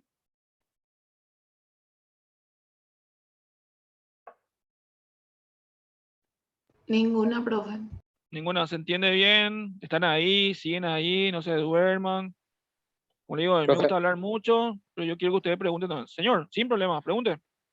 eh, acabo de terminar esta la edad contemporánea, ¿verdad? Sí, La edad moderna es sinónimo. no, está mal dicho eso. Edad moderna termina en 1789. Por eso, atiendan bien, un ejemplo que les pongo. Cuando Colón llega a lo que sería la zona, ¿verdad? De la isla de Guanajaní, ahí en el Caribe, 1492. Ya es edad moderna. Pero toda la mentalidad que él tenía era de la Edad Media. Toda la mentalidad que él trae es de la Edad Media. ¿Por qué? Porque comienza recién. ¿Por qué comienza? Porque este lugar está cerrado. O sea, al estar cerrado este lugar, él tiene que buscar otra ruta. Los muchachos tienen que traer la especia, tienen que traer la seda. Entonces Colón le dice una idea totalmente descabellada, tenemos que ir hacia el oeste. Vos sos un loco, un trastornado psicológicamente, ¿cómo te va a ir ahí? La tierra es plana, vamos a caer en un precipicio, hay monstruos marinos, inclusive el océano Atlántico le llamaban Mar Tenebrorum, o sea, Mar Tenebroso, ahí no se podían ir. Entonces Colón lanza esa idea. Y después vamos viendo cuando lleguemos a Colón cómo esto va surgiendo y cómo mucha gente no le va a hacer caso, ¿verdad? Va a tardar, no es que automáticamente le van a hacer caso para hacer su viaje. Entonces la Edad Media influyó muchísimo sobre esta primera parte de la Edad Moderna. La Edad Moderna en sí ya surge a partir de lo que es los descubrimientos, las invenciones, de lo que sería la parte muy importante. Por eso la gente acá dice, por ejemplo, estamos en la modernidad. Estamos hablando de periodo de historia. Por ejemplo, en el ámbito moderno, y le pongo un ejemplo, la primera revolución industrial trae la modernidad, ¿verdad? Las industrias están en el ámbito de la edad contemporánea, no así dentro de la edad moderna. Es un ejemplo más que le pongo del término. Esto es a nivel de historia, pero no se utiliza, como dice el compañero, a nivel de otros ámbitos. Ahí se presta confusión, señor, como usted está diciendo. Así mismo. Gracias, profe, por la aclaración. En la Edad Moderna, entonces, ¿y cómo se denomina entonces lo que sería el Renacimiento? El nacimiento del Eh, proceso 1300, 1400, 1500. Por eso atiendan bien. Esa es una buena pregunta, porque el Renacimiento inicialmente surge una parte del Renacimiento en la Edad Media y la última parte del Renacimiento en la Edad Moderna ya, porque estamos hablando del año 1500. O sea, 1300 es cuando comienza, por ejemplo, la ley de la perspectiva, la ley de claroscuro, y ya tiene su cúspide cuando estos burgueses, y esto tienen ustedes, pueden anotar el término Medici. Los Medici eran una familia muy rica en la zona de Florencia, Italia, que van a ser inclusive los causantes de que estas personas hoy sean renombradas. Me refiero a Leonardo da Vinci, Rafael Sanzio, Donatello, y no se le conozca tanto literalmente a los Medici, ¿verdad? Pero ellos eran los que tenían el dominio del mundo prácticamente en ese momento. ¿Por qué? Porque tenían tanto dinero que les gustaba el arte y empiezan a invertir en el arte.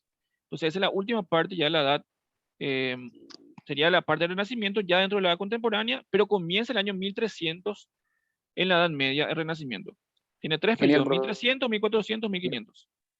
Gracias, profe. ¿No, Estos se señor? llaman edades, edades Edades. prehistoria, Sí, señor. antigua, media, moderna. ¿Y qué serían esto, el periodo de la Ilustración, el periodo del Renacimiento? Sí, señor, tenían Poco. partes de cada uno de los periodos. Serían partes. Por ejemplo, el siglo de las luces, tenía, por ejemplo, inclusive la parte de la ilustración, sería la edad moderna. Sí, señor, así mismo. El despotismo ilustrado, por ejemplo, el antiguo régimen, el periodo más importante de los reyes es la edad moderna. Ese es el proceso dentro de esa estructura, dentro de la 1453 y 1789. Ahí los reyes van a ser absolutistas, el absolutismo monárquico, por ejemplo, va a ser en la edad moderna. Y la Edad Media es más señor feudal. Señor feudal, dueño de la tierra, más guerra entre tierras. Inclusive esa guerra que tuvieron Francia e Inglaterra va a ser por tierras principalmente. Y después se vaya anexando la parte ya monárquica en sí, ¿verdad? El monarca, por eso le dije hace rato, tenía menos poder que el propio comerciante, ya en la Edad Moderna. Porque en la Edad Moderna pues surgen, le pongo un ejemplo, para que se entienda mejor. ¿Conocen los términos duque, archiduque, conde? ¿Conocen esos términos? Esos son considerados las personas de sangre azul, ¿verdad? ¿Por qué? Por una clase social superior al normal de la gente, o al común del pueblo. Muchas veces esos conde, archiduque, conde, ¿verdad? Y duquesa, en la edad moderna va a tener menos poder que en la edad media. ¿Por qué? Porque esa persona que se dedica al comercio ya va a tener más dinero que el conde. Entonces el conde va a quedarse totalmente desbasado, por más que tenga un apellido de renombre. Le pongo un ejemplo, ser aquí de apellido Bierzi y ser pobre. Un ejemplo más que le pongo, ¿verdad? Un ejemplo así, largo nomás ese ejemplo para que se entienda más o menos la idea que quiero indicar. Bueno, acá entonces terminamos esta parte. Ahí, un ratito.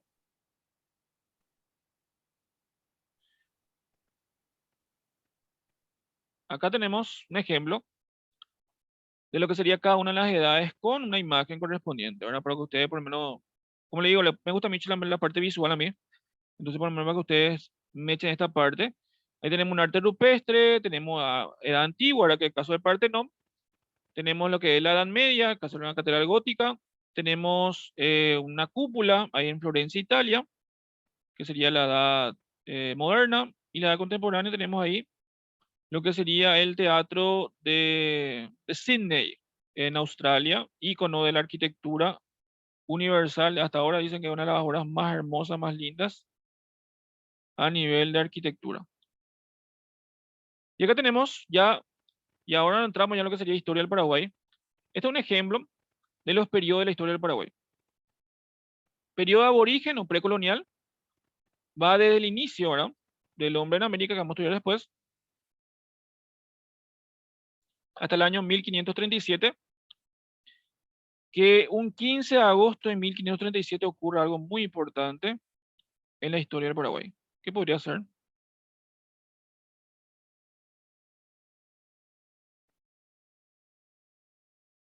15 de agosto de 1537, Juan de Salazar Espinosa funda un fuerte, llamaron Nuestra Señora de la Asunción. Es el nombre oficial de nuestra querida ciudad capital, Nuestra Señora de la Asunción. Nosotros le decimos más Asunción. Por ejemplo, San Lorenzo de los Campos Grandes, es el nombre oficial de la ciudad de San Lorenzo. Un ejemplo que les pongo. San Juan de la Vera de las Siete Corrientes, es el primer nombre oficial de la ciudad de Corrientes. Un ejemplo que les pongo de muchas ciudades que nosotros le ponemos a la parte final, pero no olvidamos de todo el compendio en sí, o la parte coyuntural de cada ciudad.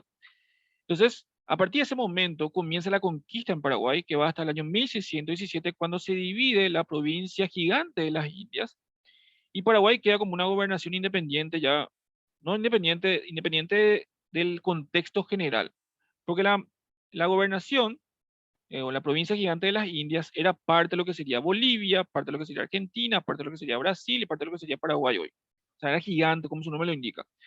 Entonces, como era muy difícil de gobernar, el rey va a dividir.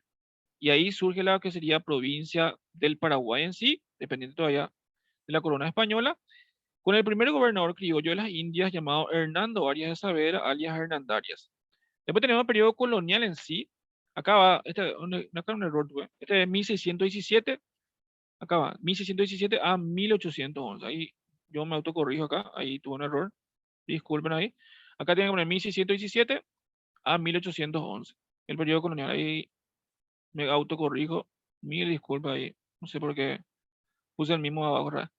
Entonces, el periodo colonial va de 1617 a 1811. Durante todo el proceso vamos a estudiar los gobernadores, vamos a estudiar los virreyes, vamos a estudiar la estructura política, nos referimos a la audiencia, vamos a estudiar también el proceso de los jesuitas, de los franciscanos, los dominicos, los jerónimos, qué hicieron ellos aquí por la historia del Paraguay.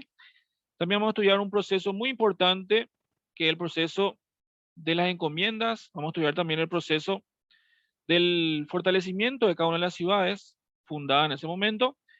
Y también vamos a estudiar la Revolución Comunera, un aspecto muy importante que va a ser antecedente de lo que sería la independencia nacional, la Revolución Comunera del año 1730, 35 en adelante. La independencia nacional en sí va de 1811 a 1840. Esta división es según Rafael Eladio Velázquez, un historiador, porque ahí ustedes van a encontrar muchas divisiones de la historia del Paraguay. Esta es una de las más utilizadas o más comunes que se utiliza. Este es, según el autor, y cito literalmente, Rafael Eladio Velázquez. Esa es la división de la historia del Paraguay que hizo él. La independencia nacional va de 1811 a 1840. ¿Qué se estudia ahí? Se estudia el golpe o, literalmente, ese fue el tema. ¿Es un golpe o una revolución? La de 1811. Vamos a debatir sobre esos términos en sí, ¿verdad? Ahí se estudia triunvirato, consulado, Junta Superior Gubernativa, dictadura temporal, dictadura perpetua. Nos referimos al doctor Francis. Organización Nacional de 1840 a 1870. Habíamos a estudiar, hay dos juntas militares, después hay un segundo consulado, que va a ser Don Carlos con Mariano Roque Alonso, y después ya los tres periodos de gobierno de Don Carlos, 1844, 1854, después va a estudiar a 1857 y de 57 al 62, los tres periodos de Don Carlos, y del 62 al 70 va a ser su hijo, ¿verdad? El caso de Francisco. Y el periodo constitucional en sí va de 1870 a 1936. ¿Por qué puse ahí en el actual hasta 2019? Porque hasta ahí nosotros vamos a estudiar. Hasta 2019 vamos a estudiar. La idea es esa. Pero vamos a estudiar un poquito más tan siquiera. Depende de cómo está el programa. El programa viejo que yo tengo hasta el año 2019. A una pregunta hasta acá. En el año 1870 vamos a estudiar muchísimos presidentes que literalmente ustedes muchas veces no van a saber quiénes son. ¿Por qué? Porque es un problema en nuestra historia. No se enseña eso. No se enseñan los presidentes. Por ejemplo, Cándido Bareiro, Higinio Uriarte, Marcos Morínigo, Félix Paiva, Eligio Ayala, Eusebio Ayala. Es como se le conoce un poquito más, ¿verdad? Por las calles. Entonces, si yo le pongo la imagen de estos presidentes, ustedes le van a conocer, le conocerían. porque ese es un inconveniente que yo siempre suelo ver, inclusive eso a nivel de nivel medio, suelo hacer un proyecto con los chicos del colegio para que ellos les conozcan a los presidentes. Entonces, hace 3 años atrás hice o 4 ya, un proyecto y envié inclusive, ¿verdad? Un proyecto para que los chicos puedan hacer historiografía visual. Entonces, todos los gobernantes del Paraguay de forma visual. Es un proyecto muy lindo porque nosotros no le conocemos a las personas por medio de una pintura, por una imagen, para saber de quién estamos hablando. Entonces es muy importante saber a quiénes nos estamos refiriendo, porque por lo menos sabemos quién es y cómo está y cómo surge esa persona. Hasta la guerra del Chaco y un poquito más, ¿verdad? La revolución del 36, que sería realizada justamente por el coronel Rafael Franco, ya estudiamos hace rato de eso, ya hablé sobre la parte del surgimiento del nacionalismo, y a partir de este momento surge la idea en Paraguay del heroísmo, ¿verdad? El héroe, a partir de por esa revolución, tiene muchas implicancias historiográficas en Paraguay, y estamos hablando que en ese momento en el mundo surgía el fascismo, ¿verdad? En 1938, Hitler invade Polonia y comienza la Segunda Guerra Mundial. O sea, todo eso también va a tener repercusión acá en Paraguay a nivel de política, social y económica. Y actual, 1936 a 1900, o sea, 2019, vemos toda esa estructura ahí en dictaduras muy importantes, la de Higinio Morinho, la de Alfredo Stroessner, los primeros gobiernos post dictadura de Stroessner, nos referimos a Andrés Rodríguez, Juan Carlos Guasmosi, Nicanor Duarte Frutos y compañía, ¿verdad? Hasta aquí entonces hacemos esta parte. A una pregunta hasta acá sobre la primera parte, la unidad número 1. Puede indicar si tiene una consulta. Bueno, ahora sí vamos a lo que sería ya Paraguay en sí. Vamos a el hombre en Paraguay. Cuando el hombre surge a nivel de América, ahí tiene un esquema muy lindo sobre las teorías del hombre americano. ¿Se puede divisar bien ahí? Sí, profe. Vemos ahí, gracias, vemos ahí, el primero de ellos, voy acá a marcar para que se vea mejor. Florencio Ameguino. Florencio Ameguino dice que, un argentino, ¿verdad? Dice que el ser humano es originario de América. Según él, no vino a otra parte del mundo, el ser humano se originó en la Pampa Argentina. Eso es lo que hizo Florencio Ameguino. Todas estas son teorías, ¿verdad? Sobre cómo llegó el hombre aquí en América. El siguiente, Aleja, no voy a adentrarme netamente en esto, ¿verdad? Porque si no, no vamos a terminar. Pero brevemente, por lo menos para que ustedes sepan las teorías más importantes, ¿verdad? Que son estas 4. Alex Ardicla dice, no, el hombre es originario de Asia. El hombre, y esta es la que nosotros más relacionamos, ¿verdad? Sale de Asia, viene directamente a Europa y de Europa pasa por un puente natural por la zona norte, que sería hoy el estrecho de Bering. Y ahí relaciono, cuando yo le hablo a los chicos de séptimo grado, le digo, bueno, no sé si en la época de ustedes, no sé si en la época de ustedes, ¿verdad? La era de hielo, ahí no sé cuántos dibujitos de esa era de hielo, eso existió. O sea, el planeta Tierra se enfrió y hay una parte, ¿verdad? A nivel de millones de años atrás, donde el cual había muchísimo, muchísimo hielo. En donde ese proceso, el hombre pasa de un continente a otro. Y eso ocurrió según Alex Ardicla. Paul Rivet dice, no, el hombre es originario de Oceanía. Y de Oceanía, el hombre fue buscando la forma de llegar a nuevas tierras mediante la navegación. Mediante la navegación, en los años 70, varias personas intentaron hacer ese proceso, crear una balsa tipo con juncos y hacer este viaje desde lo que sería la Melanesia, ¿verdad? O cerquita de Australia, hasta lo que sería la zona de Perú. Llegaron ellos, pero con mucho inconveniente, con mucho problema y con ayuda externa, ¿verdad? Imagínense en ese proceso, sacar todo lo que sería el Océano Pacífico, imposible, ¿no? Justo por eso se llama Océano Pacífico, porque es una inmensidad de agua, totalmente agua, agua, agua, agua, y no hay absolutamente nada, inclusive, por eso dice Pacífico, ¿verdad? ¿Por qué? Porque la mayor parte de los huracanes pues están en el océano Atlántico. Entonces, ¿por qué se llama Pacífico? Porque literalmente está tranquilo y por eso algunos le llaman el desierto de agua, ¿no? Literalmente el océano Pacífico. Y no hay casi nada a su alrededor. Poquísimas islas cercanas unas a las otras. En teorías costeras, nos dice que el hombre navegó costa por costa hasta llegar a Sudamérica. Así es la teoría del cabotaje. Nosotros vamos a estudiar eso cuando hablemos los portugueses, que van a hacer la teoría de que van a ir costa por costa para llegar posteriormente a lo que sería la ciudad de Calicut o Calcuta en 1498, el caso de Vasco da Gama, que va a ser el primer europeo en llegar a la India. Lo que inicialmente quería Colón, ¿verdad? Lo va a hacer Vasco da Gama en 1498 recién.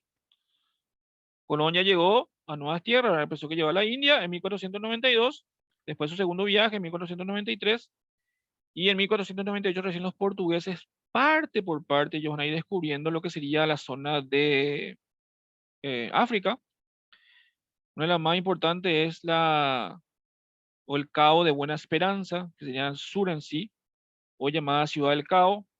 Nosotros nos acordamos muy bien de esa ciudad.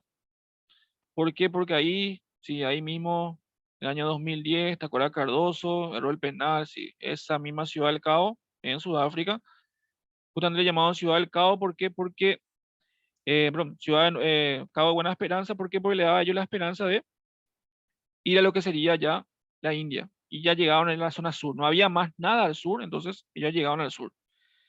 Entonces, el proceso, una vez que el hombre está aquí, tenemos que estudiar lo que sería el periodo de Paraguay precolombino. Ya dejemos ya de lado toda la parte general que estudiamos hace rato. Ahora nos centramos netamente en lo que sería Paraguay y vamos a estudiar netamente lo que sería la parte aquí del periodo precolombino. Su nombre lo indica. Si yo me refiero a precolombino, es antes de la llegada de Colón. Se divide en dos, principalmente.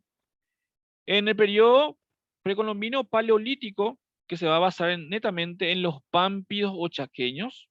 Este pámpido o chaqueños son netamente aquellas personas que habitaban el Chaco paraguayo. Por eso es erróneo decir que todos los indígenas en Paraguay hablan guaraní. Totalmente erróneo. ¿Por qué? Porque los indígenas que habitan el Chaco y originarios del Chaco no son guaraníes, son pampios. Un ejemplo que les pongo, no sé si ustedes ubican la zona de Calle Palma, Avenida Colón, siempre están ahí afincados a unos indígenas que venden, por ejemplo, sus artesanías. ¿Ubican eso? O en el Plaza Uruguayo también suelen estar. Sí, profe. Excelente. Esos indígenas no son guaraníes. ¿Saben quiénes son? Son los indígenas Macá. Y los Macá no hablan guaraní, los Macá hablan Macá, literalmente. Ellos no hablan guaraní. Por eso si ustedes, estamos hablando originariamente, ¿verdad? Si vos le escuchás hablar a ellos hablan diferente al guaraní así porque no es guaraní. Inicialmente ellos tenían que vivir en la zona del Bajo Chaco, por ende ellos son pampios. Hoy sí, ¿verdad? Ya hoy viven en la zona de Mariano Roca Alonso, ahí tienen su comunidad, pero originariamente ellos vivían en el Chaco. Un ejemplo más que les pongo de una etnia que literalmente no habla guaraní. Otro, por ejemplo, sería Chamacoco, Ayoreo. Por ejemplo, vemos que son indígenas que no hablan guaraní. Ellos hablan cada uno de sus lenguas correspondientes. ¿Por qué? Porque estos pampios habitaban la zona del río Salado, Bermejo y Pilcomayo. Nos referimos al río, los ríos que están en la zona del Chaco, afluentes del río Paraguay. Y a la llegada de los españoles se utilizaban había varias naciones guaraníes, pero los guaraníes netamente en la región oriental. Esos aspectos ya hoy en primer día de clase quiero que diferencien. Los guaraníes no habitaban la región occidental o Chaco. La región occidental o Chaco netamente son pampios, no son guaraníes. ¿Y cómo vivían estos pampios? Caza, pesca, recolección. Totalmente paleolítico. O sea, no dominaban los metales, no cultivaban y no conocían el fuego. Después sí, ya, ¿verdad? Pero inicialmente, cuando tenemos ese contacto ya con los guaraníes, ahí sí van a ellos tener contacto con el fuego, pero anteriormente no. O sea, ya han ocupado en varias etnias Y esto es lo que quiero que entiendan. No, una profesor, qué difícil. Esto es un trabalengua impresionante. Yo eso tengo que saber para el examen de ingreso. Tranquilo, relax. ¿Cómo tenemos que estudiar esta parte? Le dije que son pampidos, ¿verdad? Estos 6, estas son las etnias, la familia lingüística, ¿verdad? Esta es la familia lingüística. Este es la lengua que hablaban estos que están aquí. Y vamos a hacer lo siguiente. Vamos a estudiar lo más importantes, las más importantes etnias que están aquí. Yo le voy a dictar, le voy a escribir las etnias más importantes de cada una de estas familias lingüísticas. Lo que quiero que se entienda es, ¿qué lengua hablaban los Payaguá? Hablaban lengua Guaycurú. ¿Qué lengua hablaban los Mataco? Hablaban Chulupí. ¿Qué lengua hablaban los Samuco? Justamente Samuco, ¿verdad? Los Chanearaguat, que ellos hablaban, esta es su lengua, Chanearaguat. Los Layanás es la etnia más importante. Yo sé que es un poco complicado, yo sé que es un poco difícil, yo sé que es un poco otra lengua, esta parte, pero no se vayan a asustar, no se asusten por eso. Esta es la primera parte, justamente la primera unidad. O sea, tenemos que estudiar esta parte, pero tenemos que tener en cuenta que tenemos que relacionar la etnia, cuál es su importancia y dónde vivía. Netamente en la zona del Chaco. Y vamos a hacer un ejemplo. Acá tenemos lo que sería la zona del... Acá está, ahí está. La zona de los Guaycurú. Ahí tenemos, por ejemplo, a los Payaguá. ¿Ustedes comieron en algún momento el famoso Payaguá mascada? ¿Comieron ahora una comida típica paraguaya? ¿Rica? ¿No es tan rica? Sí, en San Juan. Muy rica. Muy bien, excelente, muy rico, ¿verdad?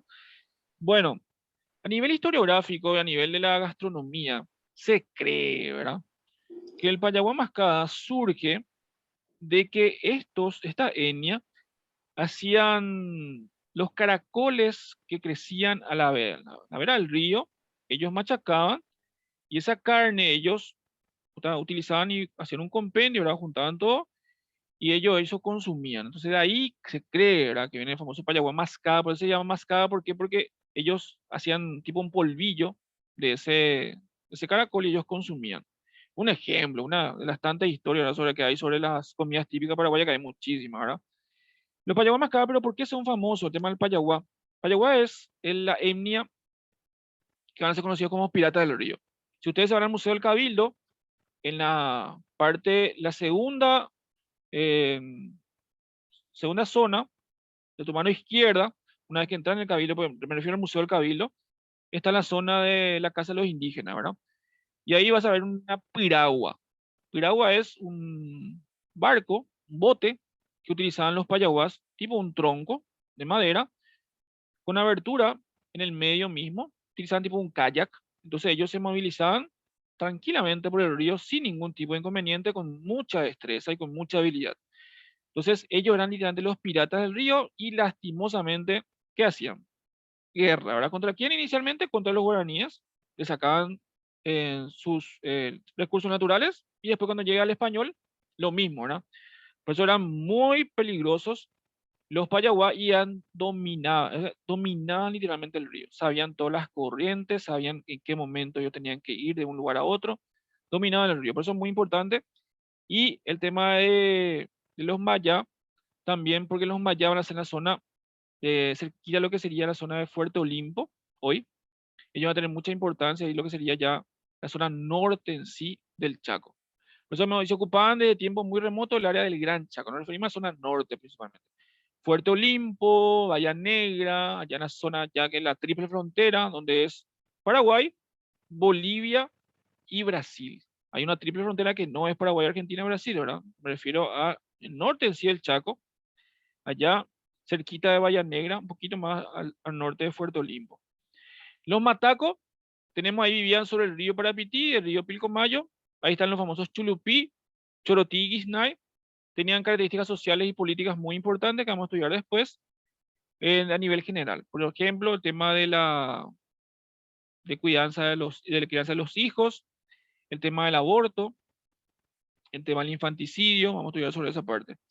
Los Cochabuen y Magá, lo más importante, ahí justamente en el ejemplo que les puse, los Macá por eso son, vuelvo a reiterar, pampios, no son guaraníes, por eso ellos no hablan guaraní. Ellos vivían en la zona del Río Bermejo, Pilcomayo y Verde, lo que sería hoy Bajo Chaco. Ahí los Cochabuen y Magá. Y los más importantes aquí son los lenguas. En realidad los Macá poco se le conoce, hoy se le conoce mucho más que anteriormente, por el tema de las artesanías que están vendiendo, ¿verdad? Y porque están organizados en su estructura política por un cacique en la zona de Mariano Roque Alonso. O sea, se le dio una, tierras a ellos en la zona de Mariano Roque Alonso para que puedan habitar, pero anteriormente habitaban en la zona del Bajo Chaco. Mascoy, ahí tenemos los Sanapaná, que es una de las etnias más famosas, y una cosa a diferenciar. Una cosa es Cochabuen y Maga, que es lengua y solo lengua, y después están los Mascoy, que es lengua Mascoy. O sea, esas dos diferencias hay que tener en cuenta. Zona de Río Montelino ya sería centro del Chaco, en sí, donde ellos habitaban. Los Amuco están lo más importante, que el caso del Chamacoco. Vamos a explicar porque hay una antropóloga muy reconocida y prestigiosa en el siglo XX que se llamaba Branislav Susnik. Ella fue una de las últimas antropólogas que va a estudiar la influencia social, política, económica, cultural, religiosa de estas etnias a nivel de historia del Paraguay. Tenemos muchos libros realizados por ella. Gracias a que ella estudió esto, nosotros podemos también hoy mostrar esto, ¿verdad? A nivel científico, a nivel de humanidades principalmente.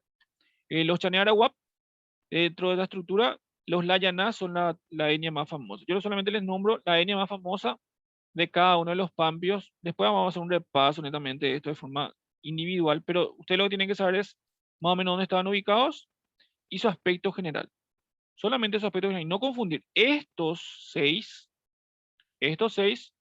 con lo que serían los guaraníes. Los guaraníes totalmente aparte, los guaraníes son más de la región oriental. Esto es netamente en el Chaco. Eso es lo que quiero que se entienda hoy. Pámpidos, chaqueños, Guaycurú, Mataco, Cochabuen y Magá, Mascoy, Samuco, Chanearaguat. Estos no son guaraníes, eso es lo que vuelvo a recalcar.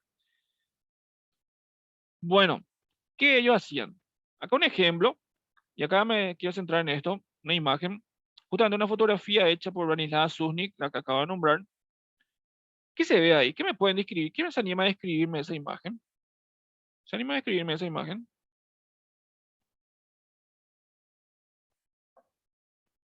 ¿Qué ven ahí? Vean un poquito más de lo que dice la imagen. A ver, ¿quién se anima? Una familia indígena, Excelente, muy bien. ¿Quién más? ¿Puede aportar algo más?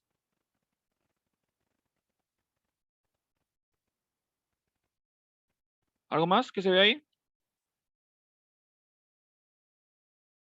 Bueno, ¿por qué yo puedo ver algo más que lo que está solamente ahí de forma tácita? Les explico.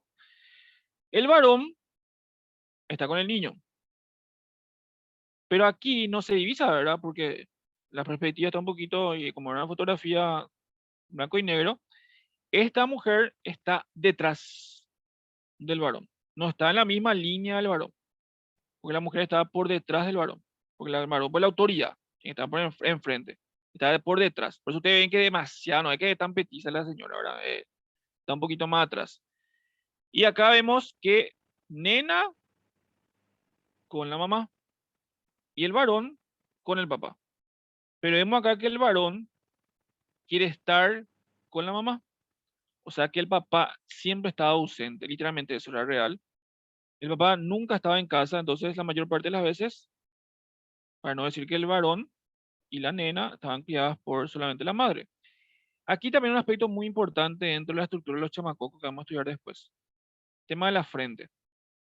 Mientras más mostraban la frente, mientras más se veía la frente de la mujer, más atractiva sexualmente era la mujer. Ustedes van a ver que la mayor parte de las mujeres chamacoca o chamacocos tenía esa estructura y ella mostraba eso. Por eso acá tienen esto. Y ella lleva hacia atrás su cabello para que mientras más atrás lleve su cabello, más atractiva era ella. O sea, era una forma social, de la estructura social de ellos, esas partes. Y el tema de que estaban parados en forma diferente, como les dije, de forma diferente totalmente uno y el otro. Esto es 1956, sí, ya es siglo XX, pero imagínense esto un tiempo más atrás, ¿verdad? Esto es un ejemplo ya de cómo ellos, estamos hablando del siglo XX, todavía mantenían esas tradiciones, esas costumbres, esas creencias. Dentro de la organización política, no había tribus organizadas, estaban compuestas de 50 a 200 personas. Significa que había gente que estructurando se basaba netamente en la violencia, en el líder violento, el líder que llevaba todo por delante, en el líder valiente, ese era el que lideraba prácticamente a la etnia. El jefe de estas bandas es esencialmente el hombre más hábil en la casa, el más corajudo, el que a él le desafiaban continuamente y él tenía que sortear estos desafíos, porque si él perdía un desafío, él perdía el poder. Entonces, rápidamente podía perder la jefatura, por eso rápidamente ellos podían cambiar de un líder al otro.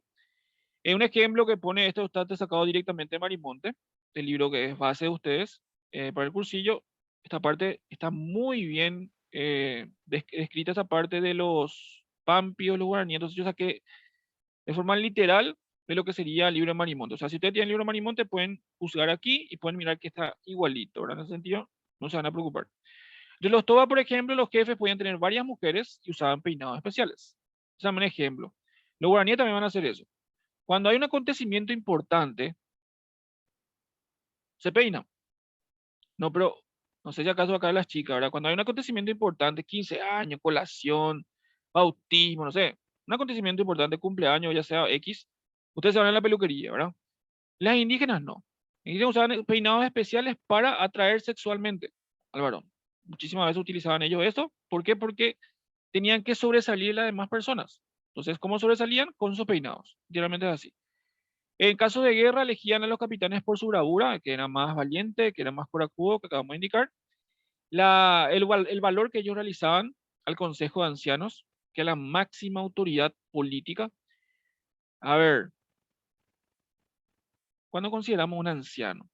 Un anciano consideramos hoy, según la psicología, que ustedes van a tener como materia, 65 años de edad. Ya es considerada tercera edad hoy aquí en Paraguay. En esa época, con todo el nivel de vida que tenían, un anciano, ¿cuánto tiempo podía tener?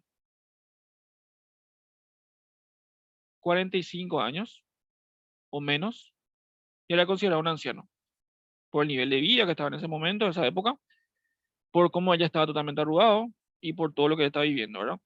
Era máxima autoridad política, vigilaba la conducta de los jefes y, es importante, si el jefe era inútil, si el jefe no sabía dónde cazar y no conseguía los recursos naturales para seguir subsistiendo, el Consejo de Ancianos le echaba. El Consejo de Ancianos declaraba la guerra a las otras etnias, ya las etnias vecinas o enemigas, y declaraba la paz también. Por eso el Consejo de Ancianos era muy importante y era más, o tenía más poder que el propio jefe en ese momento. ¿Y quiénes formaban parte del Consejo de Ancianos? Los que tenían mayor edad en el transcurso de cada etnia.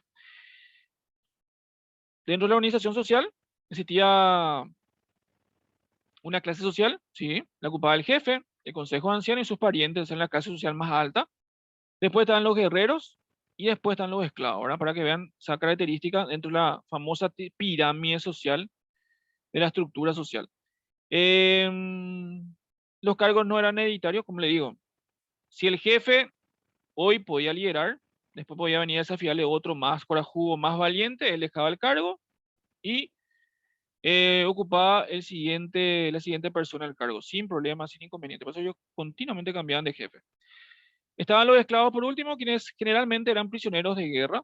Cuando ellos invadían otra etnia, ellos aparte de invadir el territorio de otra etnia, también invadían el aspecto económico, ¿verdad? Entonces ellos traían esclavos, que eran personas que eran de esa etnia, a trabajar para ellos. La mayoría del pueblo del Chaco estaban organizados de manera patrilineal. Viene de Pater's Family, o sea, padre de familia. Por ende, la máxima autoridad del hogar era el padre. Aunque los niños y la niña pertenecían a la familia de la madre, ¿verdad?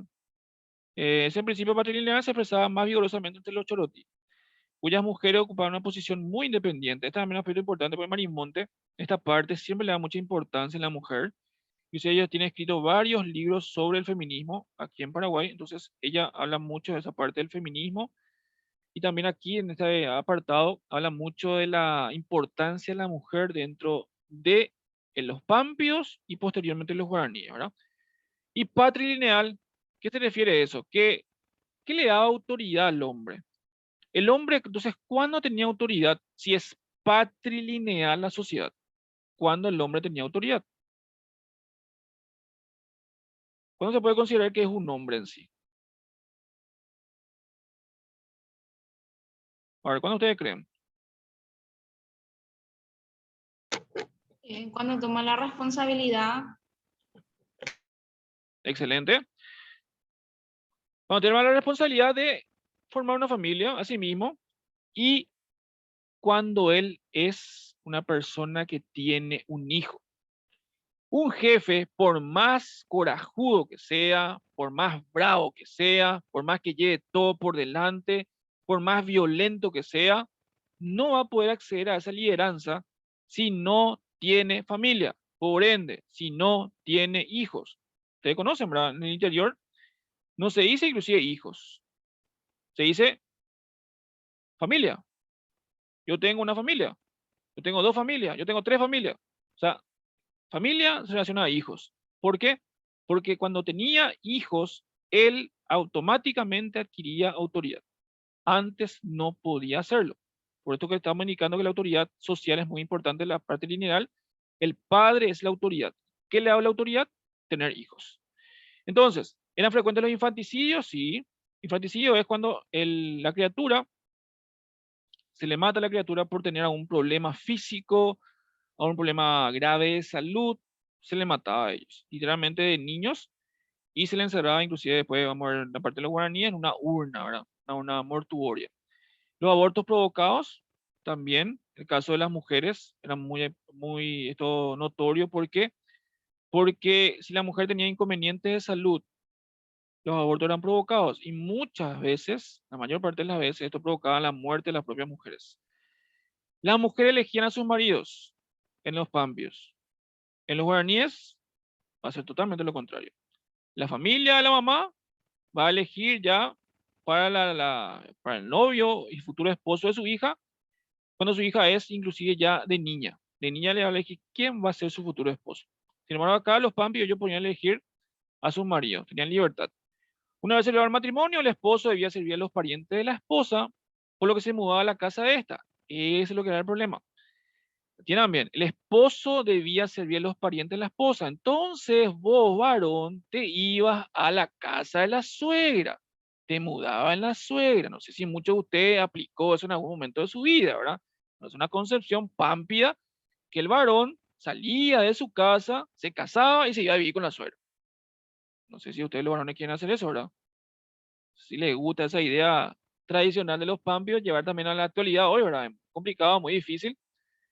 Pero ellos hacían eso. Los Mascoy eran monógamos, mientras otras etnias practicaban la poligamia. Principalmente el jefe podía tener varias mujeres, pero esas mujeres eran sus esposas, no solamente su pareja.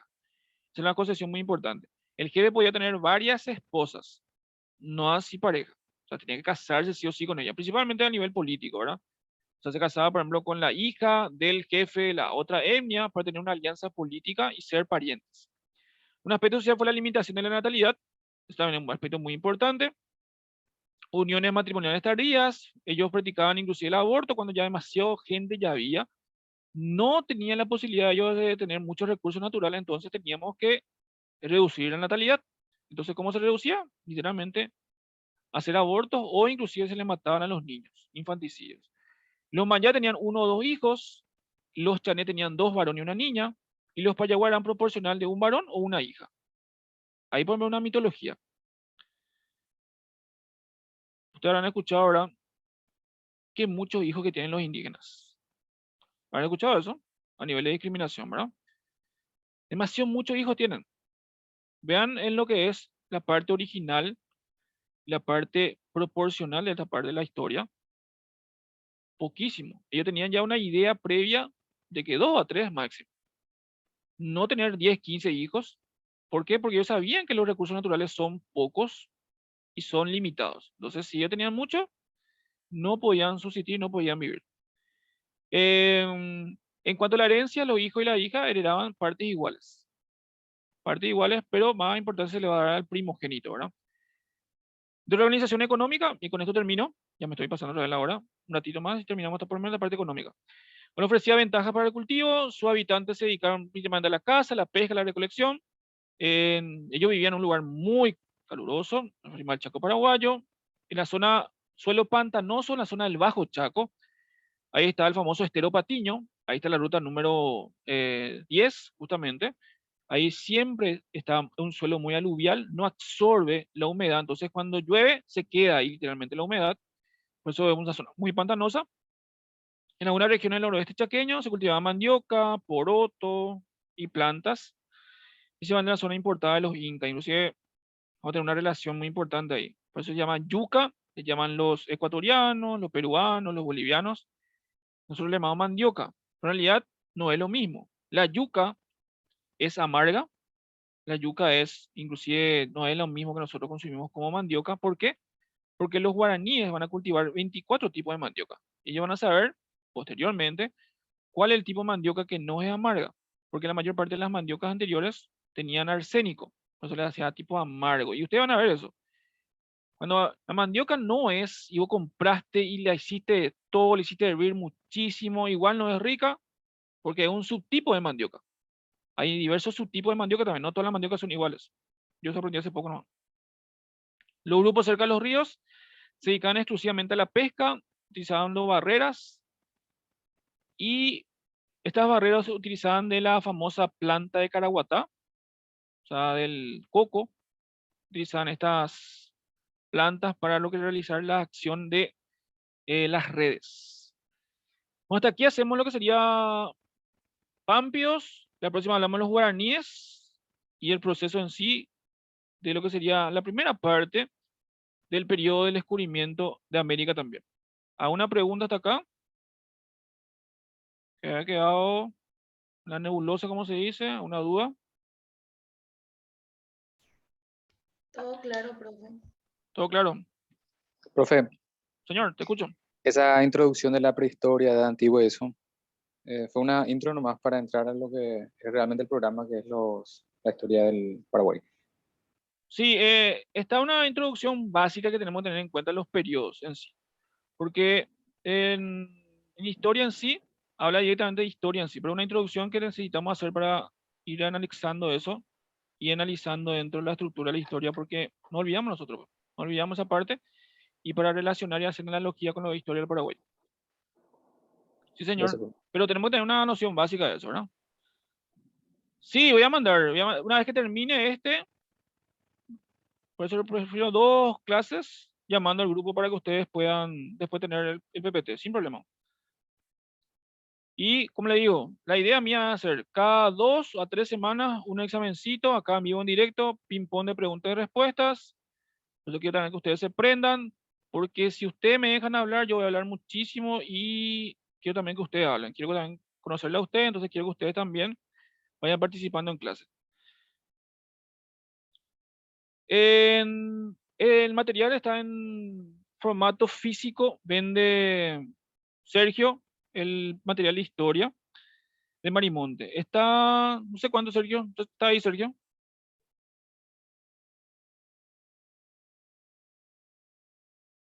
¿Está ahí, Sergio? Bueno, los chicos de la Arandú van a proporcionar los materiales de historia. En formato PDF yo voy a enviar resúmenes que ya tengo y línea de tiempo, también apuntes. Eso sí yo voy a enviar de forma personal. Voy a proporcionarle a ustedes. Pero a nivel del libro en sí base, está en formato físico. 50.000 parece que sale, no sé si es más. Anteriormente salía 50.000, antes de la pandemia, no sé, ahora sí subió un poquito más. El libro de Marimonte, de López Moreira, que es el libro base que sí o sí tienen que tener. Yo sí le puedo proporcionar los demás libros, por lo menos los autores, formato PDF no tengo, pero si en algún momento nos encontramos, ahora yo le puedo proporcionar, pero en formato PDF tengo muchísimos resúmenes, guías para que ustedes vayan eso teniendo en cuenta. Sin problema. Bueno, una pregunta más. Profe, Y no, sí. ¿los exámenes vendría siendo de esa forma o tendríamos que hacerlo de forma presencial? Los exámenes, vamos a hacerlo de forma online. Yo le voy a proponer acá el examen, ustedes me hacen preguntas y respuestas directamente, paso en el grupo de WhatsApp también, y ustedes hacen el examen y después yo le digo las respuestas correctas. Así vamos a ir haciendo, si no en Google Forms también yo suelo hacer, para que ustedes puedan hacerlo. Por el momento, ahora como le digo, la idea de nosotros es, la idea de Sergio en su momento era encontrarnos en febrero para hacer clases presenciales y ahí sí hacemos ya un simulacro con todas las letras de lo que sería un examen de ingreso, ¿verdad? Pero los exámenes parciales que yo les llamo, o examencitos, vamos a hacer preguntas de ping-pong, de preguntas y respuestas, y yo les voy a enviar eso en el grupo de WhatsApp, o les pregunto acá y ustedes me dicen, sin problema. Gracias. Bueno, gente, nos vemos entonces todos los lunes de 18 a 20 horas. Un gusto, nos vemos, chau, chau. Chao, profe, gracias. Chao, profe, gracias.